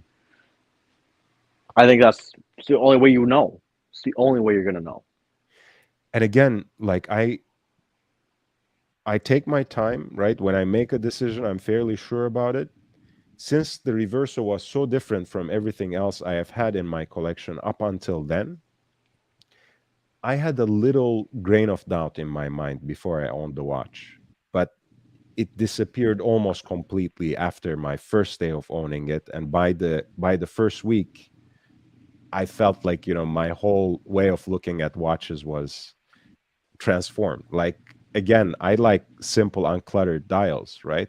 But this Reverso Grand Date has a beautiful asymmetric dial, and suddenly it's not a deal breaker anymore for me, right? When I look at other watches, I have a more open mind.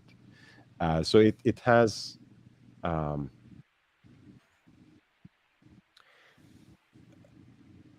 guys, I do apologize, right? I wish I could control whatever is going on in the chat. I truly apologize. Whatever this person's problem is, and even though I know I have done nothing to bring it upon, it's truly appalling that these kinds of people are still out there. Um, so ultimately, even taking all this time to make myself get this watch, I had a whole new appreciation of it by owning it for a week. And in another world, maybe I would have said, well, this watch is not for me, after that week. And then am I not allowed to change my mind? Right. So I think, I agree with, um, I agree with Hans to an important extent, but I also think there is room for people who cycle through watches once every so often because they just have to find the right one. And I know there are some people who settle after a while. Um, there are some people who have a much more minimalistic collection after having cycled through a fair number of watches. And for me, that's not the way to go about it, but I don't want to disallow anyone else. Hans says, fair point. It's early and I'm not always a good morning person. No, man. I mean, I don't think you were presenting anything too harsh anyways, but it's a good argument to have, I think.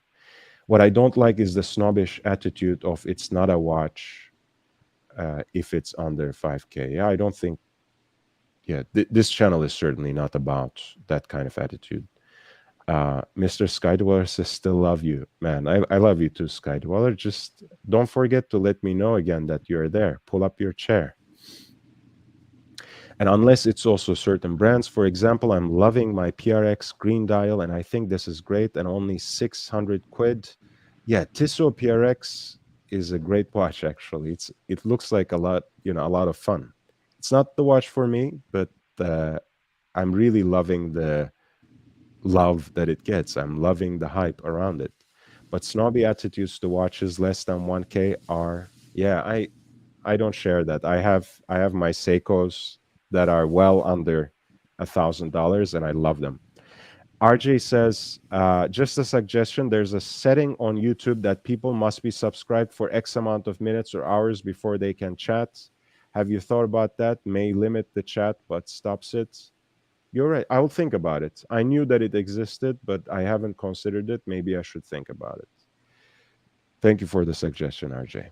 And Thomas Broadbent says the journey, discovery, and awareness leads to aha moments that shapes the ongoing evolution through time.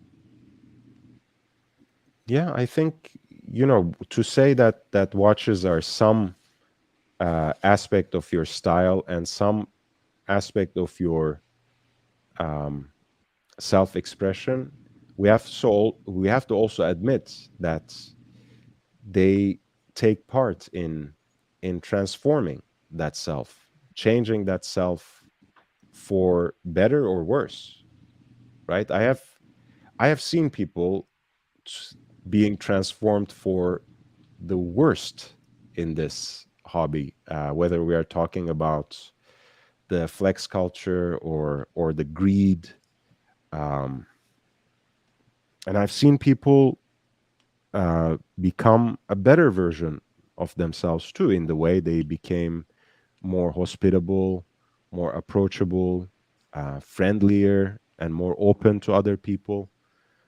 So I agree with what Thomas is saying there. I think um, experiencing different things, and hopefully in a positive way, having different kinds of watches, whatever your budget is in your life, um, it can make you a different person, and hopefully for the better.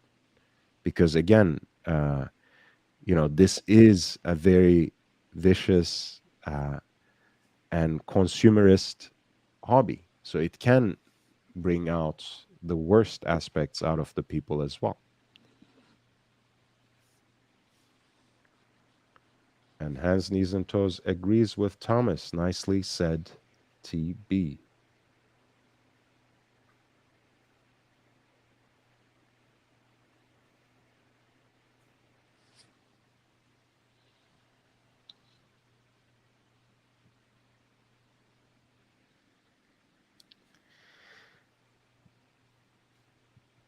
Very cool. All right. Maybe a trip to the Metro Stars, New York, New Jersey, will be necessary in a short time. We will think about that. I have been longing to be on the East Coast, and maybe this gives me a good reason. A short visit.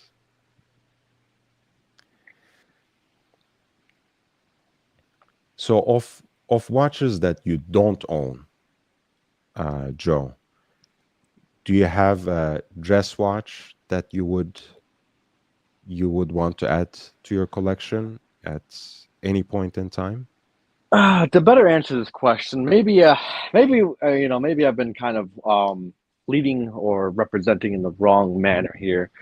So my idea, I work in tiers when it comes to dress watch. So example, the tuxedo, never wear a dress watch. I follow the code, never wear a watch in general.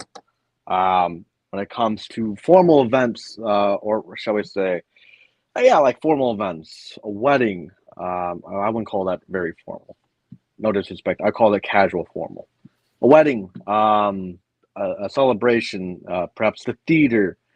Yeah, Paddock, Paddock Philippe chronograph of Vacheron would be nice. For serious conventions, like as Archie would say, you're facing embezzlement charges in court. You wear a simple three-hander, as to not come off too posh. For in the office, again, you can wear a chronograph. You can wear a stainless steel sports watch as your dress watch. So that's kind of where I'm sitting at, where I shift. So if I were looking for a Mhm. serious watch, like I'm on trial the same way OJ was on trial type thing. Um, I would wear. What would I want? What would I want? That is a good question.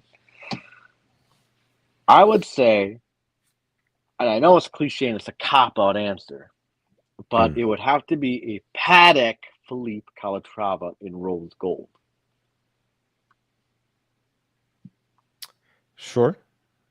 I think you can't go wrong with that, and that's basically uh, what I opened the show with. It was the most recent iteration of it, right? 6119R.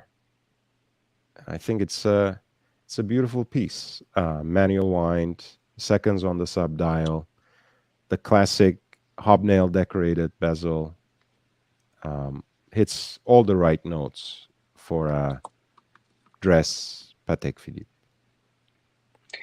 And the beauty of this watch is it can swing in three different areas, right? It can swing for that wedding. It can swing for that in the office. It can swing for a dinner at the theater. Um, And we know how much Joe likes swinging, of course, right? well, I mean, let's not get too hasty now, but yeah, I mean, sure, why not?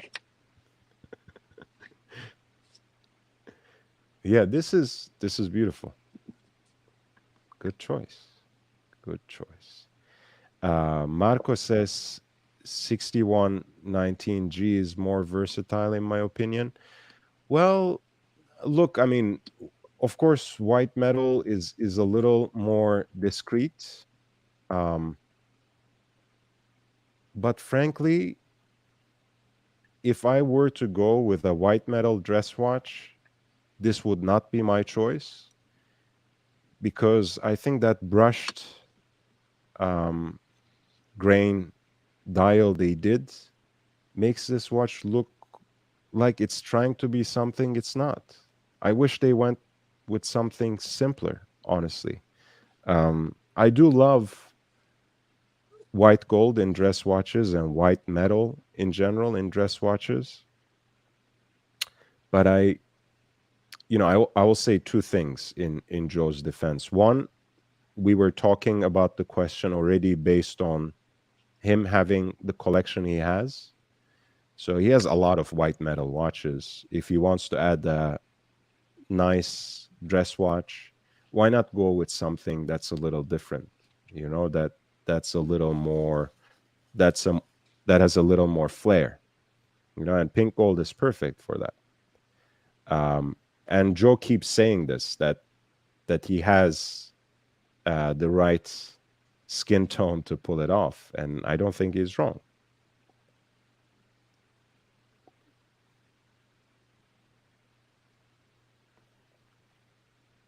Um, but yeah, when it comes to white metal Patek, I would honestly go for one generation before, and I know that I might already draw the ire of Big Meech here because this has crown guards and a date aperture, but this would be my choice, 5127.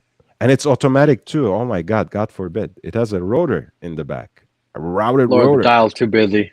The dial's too busy. Jesus. But yeah, Uh, this would be my choice. But again, look, I mean, I have an entire collection of watches in white metal, and honestly, I think I would be better served with 5127R if I really want to go with it. So I see exactly where Joy is going with his choice, and I respect it. Um, but for whatever reason, I love these 5127s, man. There's just I guess it's because a lot of people consider it a sacrilege that it has crown guards. That makes me like it even more. it's actually really done well. My only well, it's not, actually, you know what? I take it back. There really is no criticism here because they did that date wheel box. I'm assuming matched it in yellow gold as well, so it flows nice. Yeah, the window always matches the metal on these. Like, so if it's white gold, um, it's white gold. If it's pink gold, it's pink gold. The patrimony, of course, the Vacheron Constantin patrimony is a great dress watch. That's one of the things suggested in the chat. Marco, by the way, to your earlier question, I know you are asking it in jest, but whenever I think whenever someone looks for a dress watch and doesn't quite have or doesn't want to plunk down on a single watch, Patek, Vacheron, or Lange kind of money, which is to say, 25 to 30K, basically. I highly recommend always, and this is not going to surprise you in any way, Jaeger LeCoultre in stainless steel or even in precious metal. If you like the Reverso, some of the ultra thin tribute to 1931 Reversos in white gold, especially, are going for dirt cheap on eBay and on Chrono 24 too. Some of them in pink gold too are going for under 10K, but I've seen white gold, ultra thin, Gantai reversos going for $7,000, and that's an insane deal. And as always, stainless steel JLC is a great dress watch too. You can get a reverso Gantai, or you can get a master control sector dial. Those are again sub 7.5 and even sub 5K. Right under 5K, you can get a reverse of Grand Thai. I mean, you'll have to hunt for that deal, but you can find it.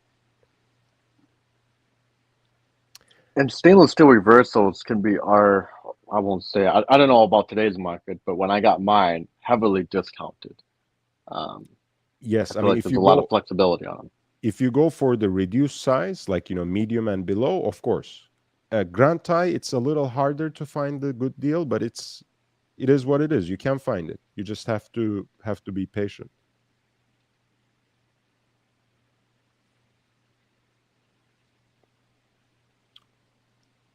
Fries with Mayo says Saudi lawyer friend of mine wore a full gold Nautilus 3700. That's the original reference.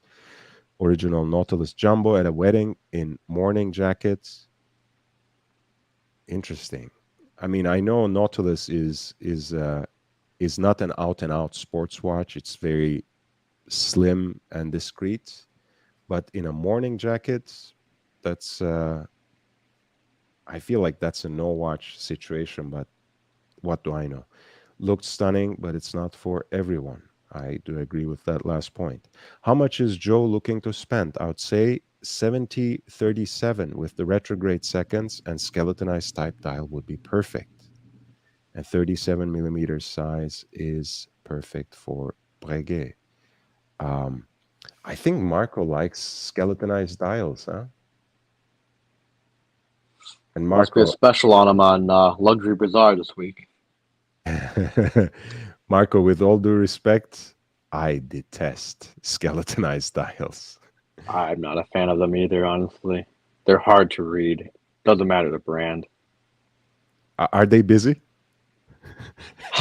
No, they're extremely underrated, Lord. They're extremely legible. No, I mean, I look. I think Breguet Tradition is a very unique and iconic design in its way.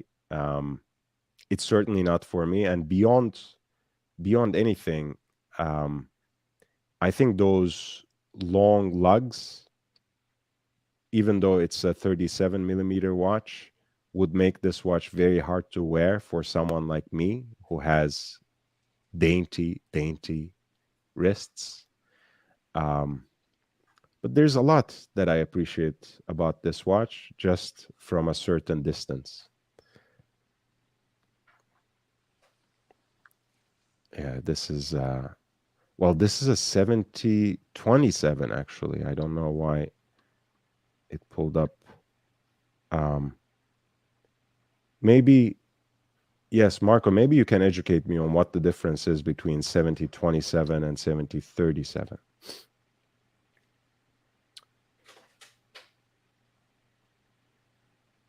And Thomas Broadbent says, "Can a dress watch have a metal bracelet?" For casual dress, yeah, you see it all the time. I mean, I don't. Okay, I shouldn't say casual dress. For me, I picture it as casual dress. For like, Hmm. for most people, I would say for like full on dress, yeah, I would say it's fairly common. Oh, Watch Nicholas is here. Hey, great show. I just upvoted. Thank you, man. And thanks for giving me the flowers. Give me the flowers now, Vikers. Upvote the stream, please. Press that like button. Um, I appreciate it, man. 7027 has a power reserve indicator. 7037 has retrograde seconds complication. Nice. Okay, so that's the difference. Thank you for clarifying that. Look, I don't like hard and fast rules when it comes to anything, really. But when it comes to dress watches, I think, if look, even if it's a metal bracelet watch, that is actually, I mean, let's say you have a reverso that you actually came upon or bought with the rice grain bracelet, and you're actually invited to a black tie event. I would pop out that bracelet, even if Ooh, that is yeah. how you usually wear it, and put it on a black alligator band and wear it that way. Hmm. I Yep. think it's just preferable to put it on a leather strap. And I'm not only saying this because I'm genuinely not a big fan of that um, bracelet design for the reverso. I don't have a problem with the rice grain look um, by and large, but I just don't think it fits the reverso. So I just don't think it flows with that design. But that's just me.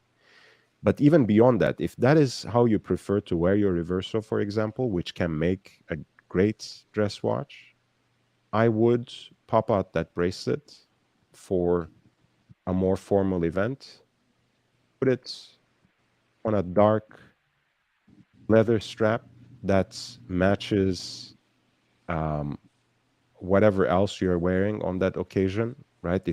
If it is black tie and if you're wearing patent leather, find a nice black alligator strap. If it is a little more casual, more more like a business like occasion, I'm sure you can get away with a dark brown strap and everything else that you're wearing in leather in that range of brown. I think it's just preferable.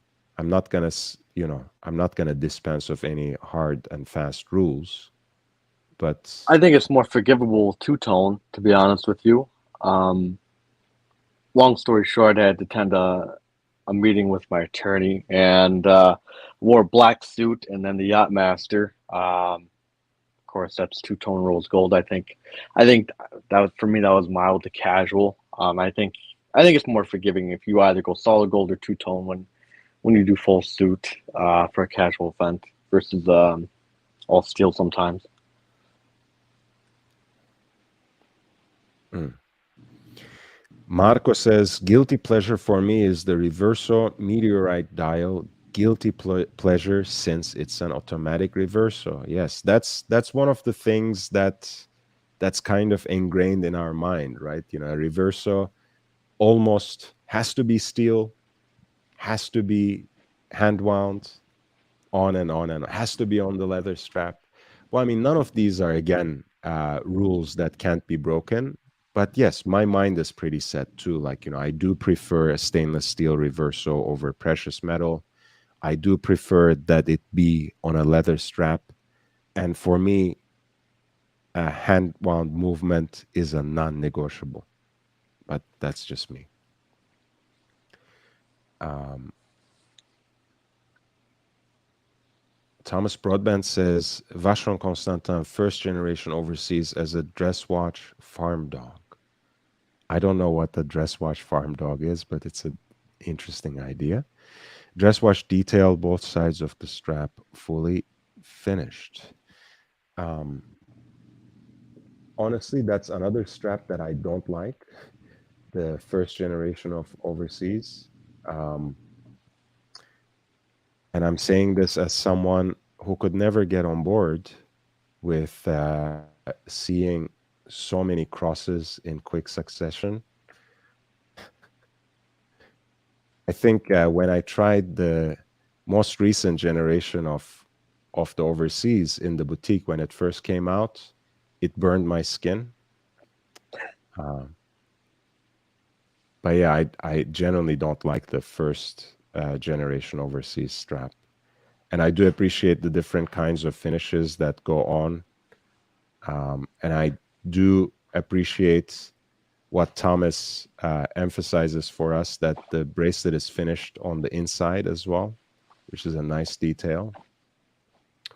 But as much as I appreciate it, it's really not for me. And, of all sports watches that I can see being or becoming dressy, overseas would be probably my last option ever. I think there's just too much going on the watch overall in terms of different layers and design elements. Yeah, the This is bezel makes it look very aggressive. That's what I want to say. I mean, this is like as far from a dress watch you can get with just three hands and a date. Um, like there's so many different levels of finish and detail that it's a very aggressive watch. And that's something to be appreciated as a sports watch. As a dress watch, I think it's a little loud.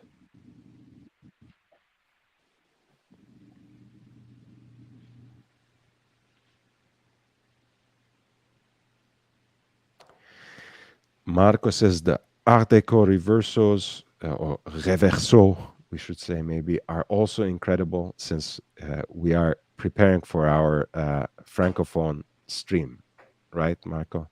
The Art Deco reverso are also incredible with second dial side showing off freehand engraved movement. Ridiculous price on them too on Chrono.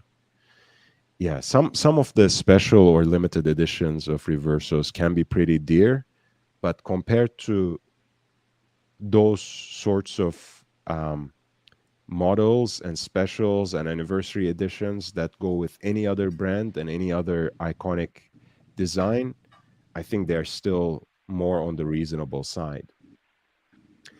Um, Knights Templar watch, Hans Niesentos says. And Thomas Broadband says, I was talking fully finished leather straps. I've never seen the first generation of the overseas on a leather strap. If you can give me an exact model number or what to search for, I will look for it though, Thomas. That's why I asked the question. I don't know. You tell me. I've never seen it. Two hands, no date, reverser shadow. Reverser shadows are great. I love these, but again, in the realm of reversos, this is not necessarily what I would choose for a dress watch. Again, nothing particularly against it, but those broad hands make me shy away from it a little bit.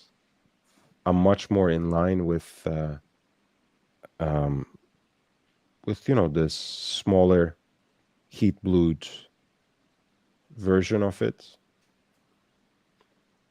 But I mean, this is certainly a cool watch. Loud is the Patek sculpture, more so two-tone. Yes, I'm not gonna even pull up that watch. It's an atrocious piece of design. On se prépare pour un live stream juste en français. Bien sûr. Yeah, I don't know. Let's see. Wait, I will search for okay, BC overseas first generation leather strap. I'm not sure if I've ever seen one of those on a leather strap or whether they even existed on leather strap. I feel like they must have in some way or fashion. Okay, I found something. But unfortunately, it's actually on a dial with these huge stylized Arabic numbers. So it will probably not show the watch at its dressiest. We have to use our imaginations a little bit. And let's try that.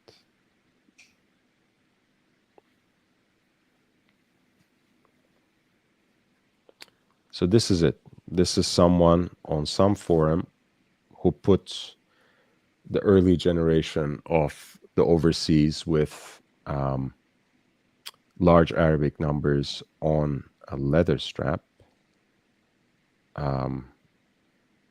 If it had the baton indexes or indices, I should say, maybe. Yeah, look, I mean, whether they're on a leather strap or not, like the Nautilus, for example, yes, Royal Oak Jumbo, Nautilus 3700, 3800 even, which is smaller, as you know, 5711. Those can be very discreet, very subtle. They're very thin watches. And on leather strap, they can look intriguing, fascinating, even beautiful. But dressy, no. I think they have such a, especially the Royal Oak and the overseas, they have such an aesthetic that's infused with almost an industrial brutalism that it's really pushing it. I mean, I don't think they can be understood as dressy watches. Now, you might be able to put it on and pull it off. Maybe you are just that cool. I can't have an argument against that. But I think even with the indices, I agree with you, Fries. The Arabic numerals, the large numerals, the very stylized numerals are just too much for any dressy context. But in either case, I think even then, the case itself is too aggressive. What do you think, Joe? Yeah, I have to agree. And of course, I'm going to go back to the bezel. I think the bezel is the one thing that kind of really kind of puts a nail in the coffin for this watch of not being a dress watch. It's just like this giant gear or this giant saw that just comes off fairly aggressive. If a little bit smoother, even even if you were to smooth out the bezel, the Roman numerals kind of take it away. The case shape itself makes it come off fairly aggressive. It's just I don't see it. I don't see it at all. Mm. Actually, now that you said the Get Carter day date, I actually think what watch looks absolutely cool and not necessarily dressy, but just amazing on a leather strap is the day date oyster quartz. Um,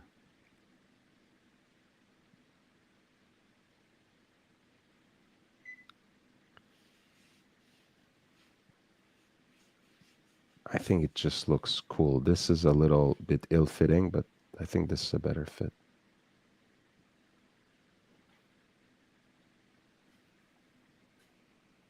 I like that case. I just do. And since you said Michael Caine, of course, this is the Michael Caine special. His day date oyster quartz earlier this year actually sold for $165,000, including the premium, in London.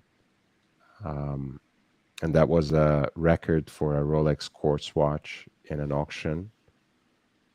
And this is an interesting look as well. I'm not necessarily advocating for it in a dressy contest. Because again, compared to the usual oyster shape of the day date case, the oyster quartz case is again a little pointier, a little more aggressive, a little more industrial, as I said. But like Fry's said there, no, sorry, Hands, Knees, and Toes said there, how cool of a look is that, right? With a sports jacket, for example. That's cool. Mm. Isn't Overseas a sports watch? Yeah, it's the sports chic, like Royal Oak, Nautilus, 222, Overseas. Cheap at the price, as worn by an absolute icon. I agree. I made a video on that particular watch as well, when Michael Caine's Rolex was sold. So I will share the link for that.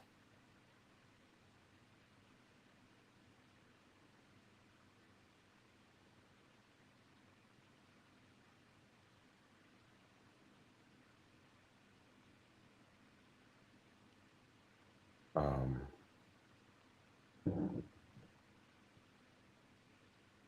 36 millimeter day date platinum on strap. I think any day dates on a leather strap would make a great dress watch, and we have started with day dates at any rate. So I think they're cool as a dress watch, especially if you are.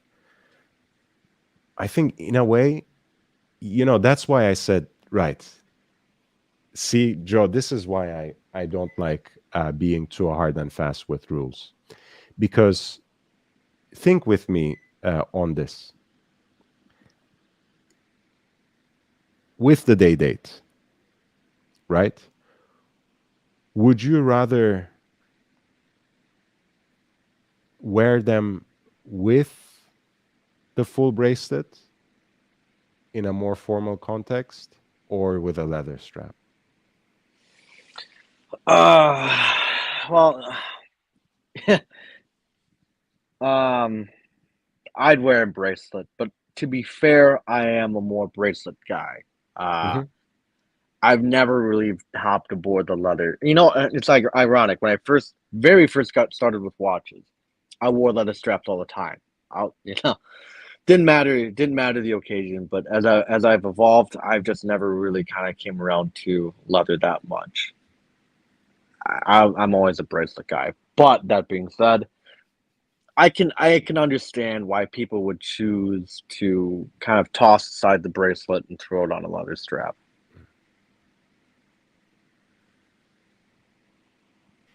Yeah, uh, this is what I want to say. The day date on the president bracelet just feels right. On especially the more formal it gets, just shy of black tie or morning dress, something that's an ostentatiously formal occasion.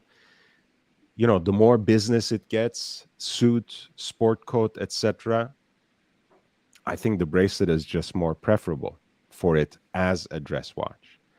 In fact, I would say, and this is why it's a little contradictory and counterintuitive, because I was saying, hey, if you have a watch that you otherwise wear on the bracelet, like a reverso on that rice grain strap, maybe you would be better served for the more formal occasion on a leather strap.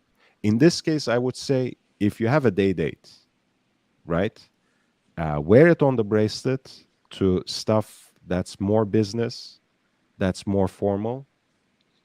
And if you're dressing it down, if you actually are a t-shirt shorts kind of guy, but you also love the day date, why not try it on a leather strap once every so often? I Yeah, think for I totally agree. yeah, I would say though, I think just one more sentence. I think for a more casual getup, it really makes it a lot more subtle. And day date is a heavy watch in every way. I think it right. kind of tones it down in the right way if you put it on a leather strap on a more casual occasion. Yeah, I think you could do this. You could have that argument with any watch that's in solid gold or rose gold or whatever. I think it adds more volume. It's just in your face, and I think that's the Day Date's probably one of the very few watches that can combine having that solid yellow gold plus having the crown on top of it. Yeah. Who's going to question you? Who's going to question you on it? It's one of the few watches that can get a pass for just about any event.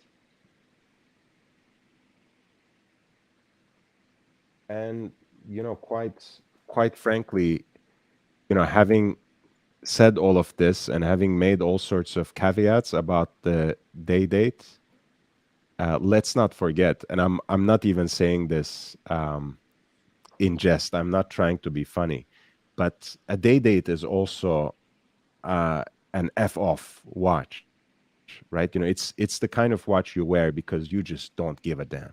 Like you just don't care Exactly. about what anyone else thinks. Yep. So with all that being said, right? Having said that, it's probably better. The more formal it gets, the better it is on the bracelet. The more casual it gets, perhaps tone it down a little bit, put it on a leather strap, put it on a suede strap, maybe. If you want to wear it with a polo or even t-shirt and shorts. But then again, the guys who go for the day date, for better or worse, and who am I to judge, are usually guys who would wear it no matter what without giving a damn about whatever anyone else thinks. And that's kind of cool. Um, yeah, no argument against that from me. Hands, knees, and toes says, I need to get a birth year, day date, or even date just and put it on a leather strap. My new quest. That's what I was gonna wear today, actually. Not a birth year by any stretch of the imagination, but I have my 16014 date just, and I usually wear it on a uh, light gray strap with contrast stitching, actually. Tomorrow, tune in tomorrow, hands, knees, and toes, and I will wear that for you specifically. And a date just with a silver linen dial on a gray leather strap looks just beautiful, simple, very elegant. Eyed and continued to eye the day dates white gold oyster quartz. Yes, that's a nice watch too. And welcome back, Mr. Foss. And as Knees and Toes says, for a birth year, day date, or date just, it would be an age appropriate look for him. Thomas says, my lifestyle, because of activity, I sweat up the leather, even suited up. But remember, nobody walks in LA. I walk around all the time in LA, Thomas, and I didn't realize you were a fellow Angelino. So it's nice to know you in that way. And Hans Nisentos says, nice, I will tune in. And Thomas says, finally, day date goes great with terry cloth shirt and short. Forget about silk shirt too. I want to bring up as our goodbye Sean Connery's terry cloth look from Goldfinger. Do you remember this one, Joe? I probably don't, but then again, Yeah, maybe are if I you a see fan it, of are you a fan of Bond movies at all? I actually am. I just haven't sat down and watched them congruently. If that makes sense. Like I've never watched it age through time. Okay. No, I understand. Sometimes people just watch them as you come across them, as you find them on these streaming apps these days. But yeah, this is a look that didn't age well. Let's put it that way, because I didn't live at the time. So perhaps at the time it was cool. Lord, you should bring this. You should bring this look back.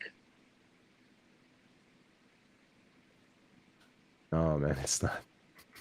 Look at this guy who brings the look back. Do you think it looks cool? Yeah, I'd say, yeah, Laura. I think you can. I think you can pull it off. Look, Oh my God, what is that? if I put on a toupee like Sean Connery, I have nice calves as well, so that I can work that. I have a nice body, I would say, but There you go, confidence. There you go. I don't have the hair, and I'm not James Bond, so I think I'll pass on this look. But yes, speaking of terry cloth, whenever someone says terry cloth, and I know it has a much wider application, and a terry cloth shirt only, like only as a top, I can see it work depending on how it's styled. But whenever someone says terry cloth, this is what I think of, and everything is ruined. And Thomas says, dude, I need this terry cloth combo. I think it's a onesie. It's not a combo. You just slip right into it. Oh Well, my I don't know. gosh. I don't actually know, but I feel like it's a onesie, and that makes it even more cringy. And Thomas says, is that a onesie? And finally, built-in belt. And Hans Nisentos says, if I said you had a beautiful body, would you hold it against me? To quote Dr. Hook. No, man. I love you, man. I told you, this channel is the channel for those who are in touch with their feminine side, but we welcome straight men too. So you're always welcome, Hans Nisentos, and you should feel at ease among us. Watch Degenerates. And I love Maldives. Nice to see you, man. Orlabar Brown has a James Bond 007 collection. And Mr. Foss says, that looks like an outfit you wear after escaping the asylum. Then that's the appropriate outfit for me. And Thomas says, where do you buy terry cloth shirts? I don't buy terry cloth shirts, actually. They're selling this in Europe now.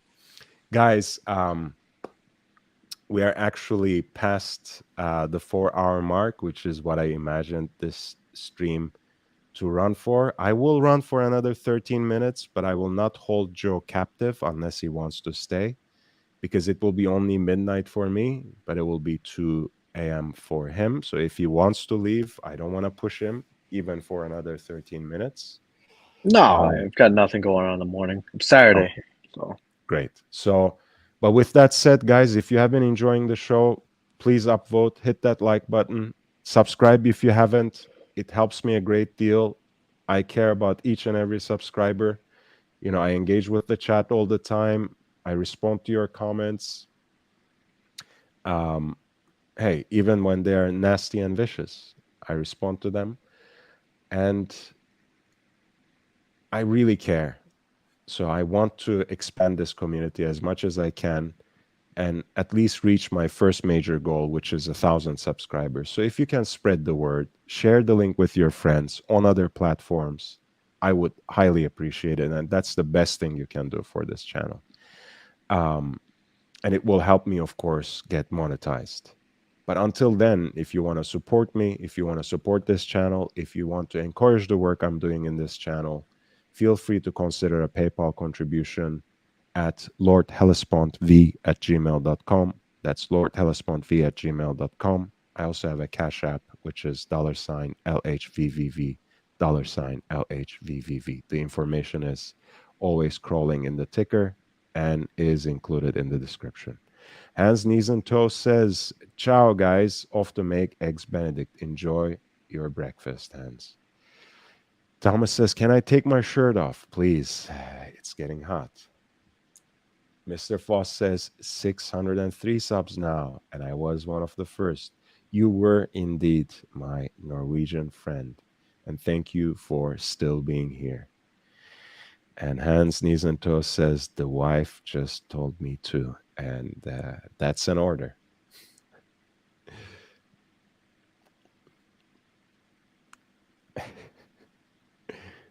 Yeah, that looks like an outfit you wear after escaping the asylum. I think this is a onesie. Honestly, look at this. Look at this guy. I mean, I guess... Yeah, it kind of does look like that, doesn't it? If you... I mean, if you put me in that... I think I would also need a very stiff drink. So I do appreciate that he's drinking a martini. Right. It looks like a threadbare version of a straitjacket, maybe, if you're really imaginative. Oh my God. There's a whole group of them. Oh, it's just vile. That looks like the men's recreational softball team or something like that. Fuck. Oh my God. Look at the Mandals. Oh. At least some of them are wearing canvas sneakers, 2 of them. So that kind of balances the look, shall we say. These are just awful. These are just awful. I mean, I know it's part of the costume in this case. This is like a Halloween costume because this is the gold-covered lady, and he's wearing the Goldfinger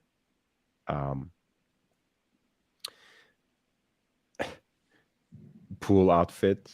But yeah, I guess that's the only way I can imagine this to be in year 2022.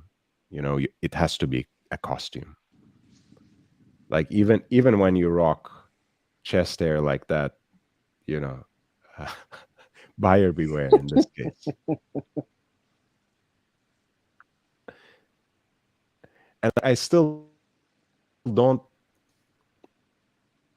can't believe, that I had to actually read about this and couldn't tell when I first watched this movie that Sean Connery was wearing a toupee. It's like it's a good hairdo for that time. Like, if you don't pay attention to it, perhaps you can't even tell.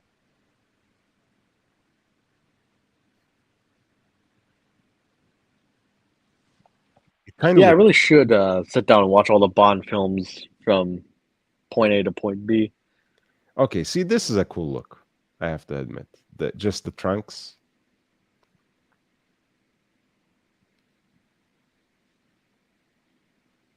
That's all right. Yes, I mean, clearly. Very, very fashionable. Even in 2022, very fashionable. This, not so much.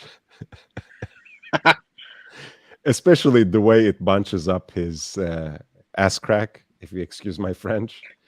I wonder, like, how many times offset he was digging in there just to get it unstuck, you know?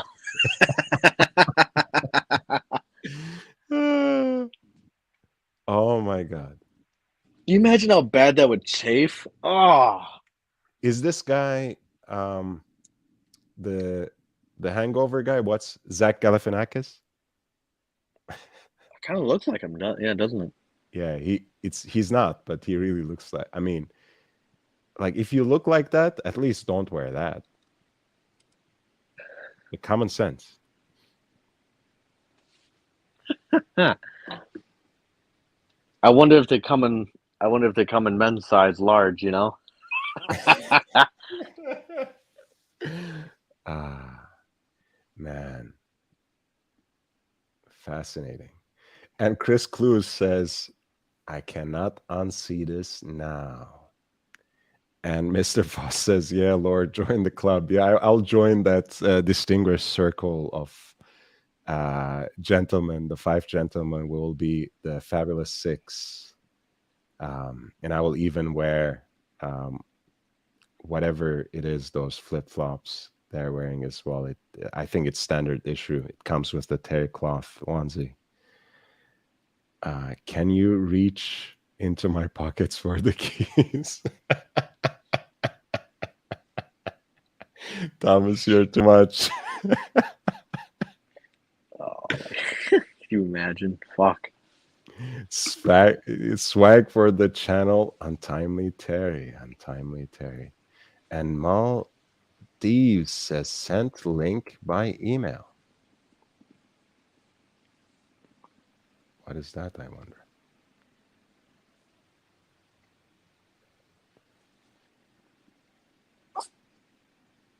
Oh, wow. Oh, Maldives, that's very generous of you. Thank you for that contribution. It's that's the biggest I have received for a while. Thank you so much. I have a couple of very generous contributors, and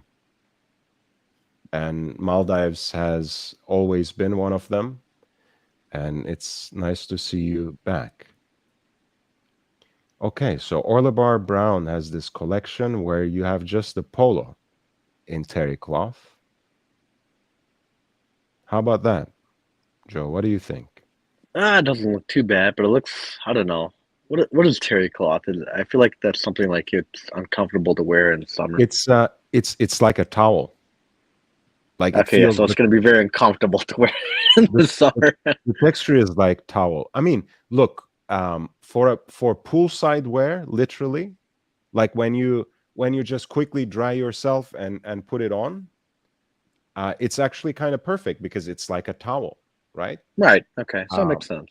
But to just to lounge by the poolside, maybe. But to go around, I think the texture is kind of weird. And also in all fairness, Jesus Christ, fuck me dead. for 245, and I know Orlebar Brown, it's a quality brand. They have a lot of nice designs and by and large good products. But yeah, I wouldn't go for the toweling polo or terry cloth polo. You see the texture a little better like this, Joe? Yeah. It's different. That's that's for sure. It's different.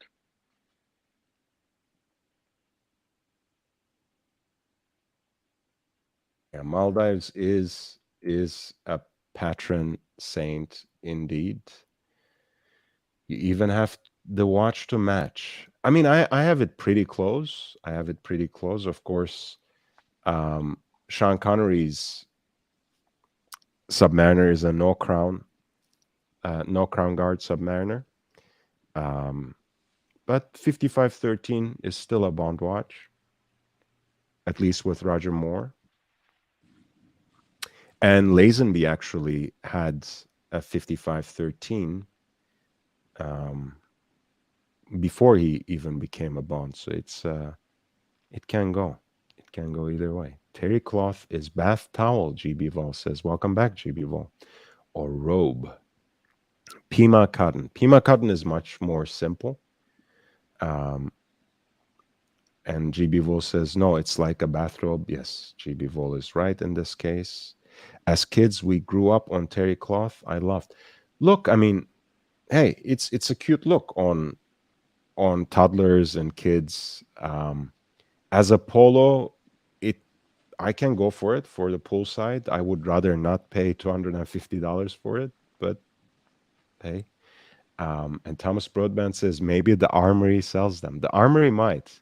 The Armory can polish a turd and sell it to a New Yorker for $1,000. Um, and they are so likable too. By the way, just so you guys know, I've been to the Armory like a million times. Maybe over those occasions, when I was in New York, maybe I made a purchase once or one and a half times, let's say. Like I bought something in the store once and from the website once over the course of like 5-6 years. And every time I went there, they treated me like royalty. I mean, I would spend more than an hour chatting with those guys, being entertained by them. They would show me everything in the store. And they're just very knowledgeable, kind-hearted, helpful, and stylish people, including Mark Cho, who is the co-founder of the whole establishment that is originally opened in Hong Kong. I think they have a couple of branches in Hong Kong now, and two in New York actually. So it's great. I can only recommend them, but they can be quite overpriced, and they can generate hype around items that are otherwise quite run of the mill. Let me put it that way.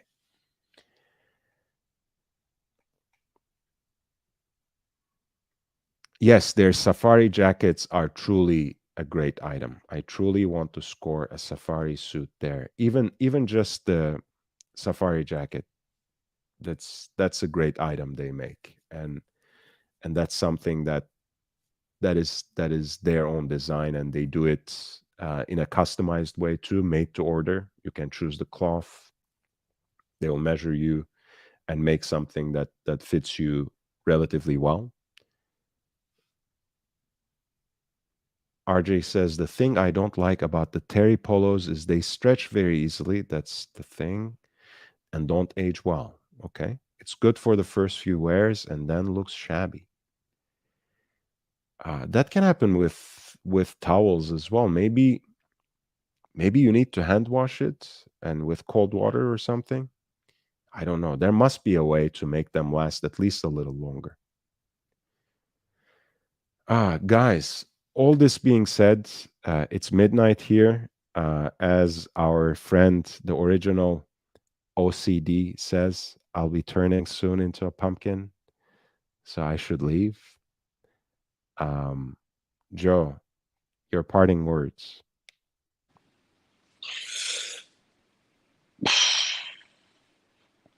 Buy Mings, guys. If you want a proper dress watch, buy a Ming.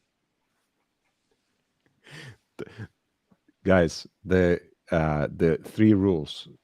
Don't try to pass off your dive watches like me as dress watches, putting them on leather straps.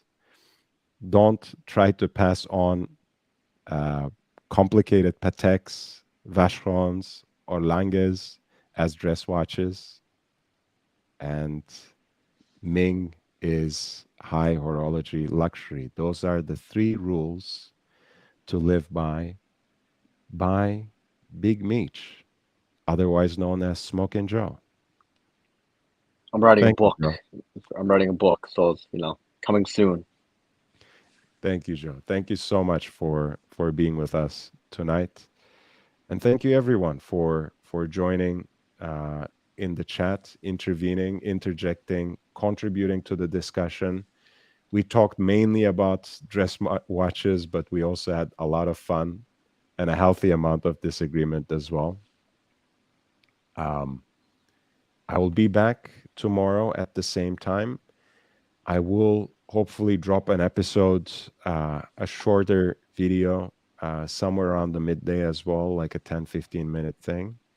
And I will make sure that it is on putting leather straps on sports watches. And this beef between Big Meech and LHV will continue on your screens tomorrow at 7:30 Pacific Daylight Savings Time, 10:30 on the East Coast, and we will see you then.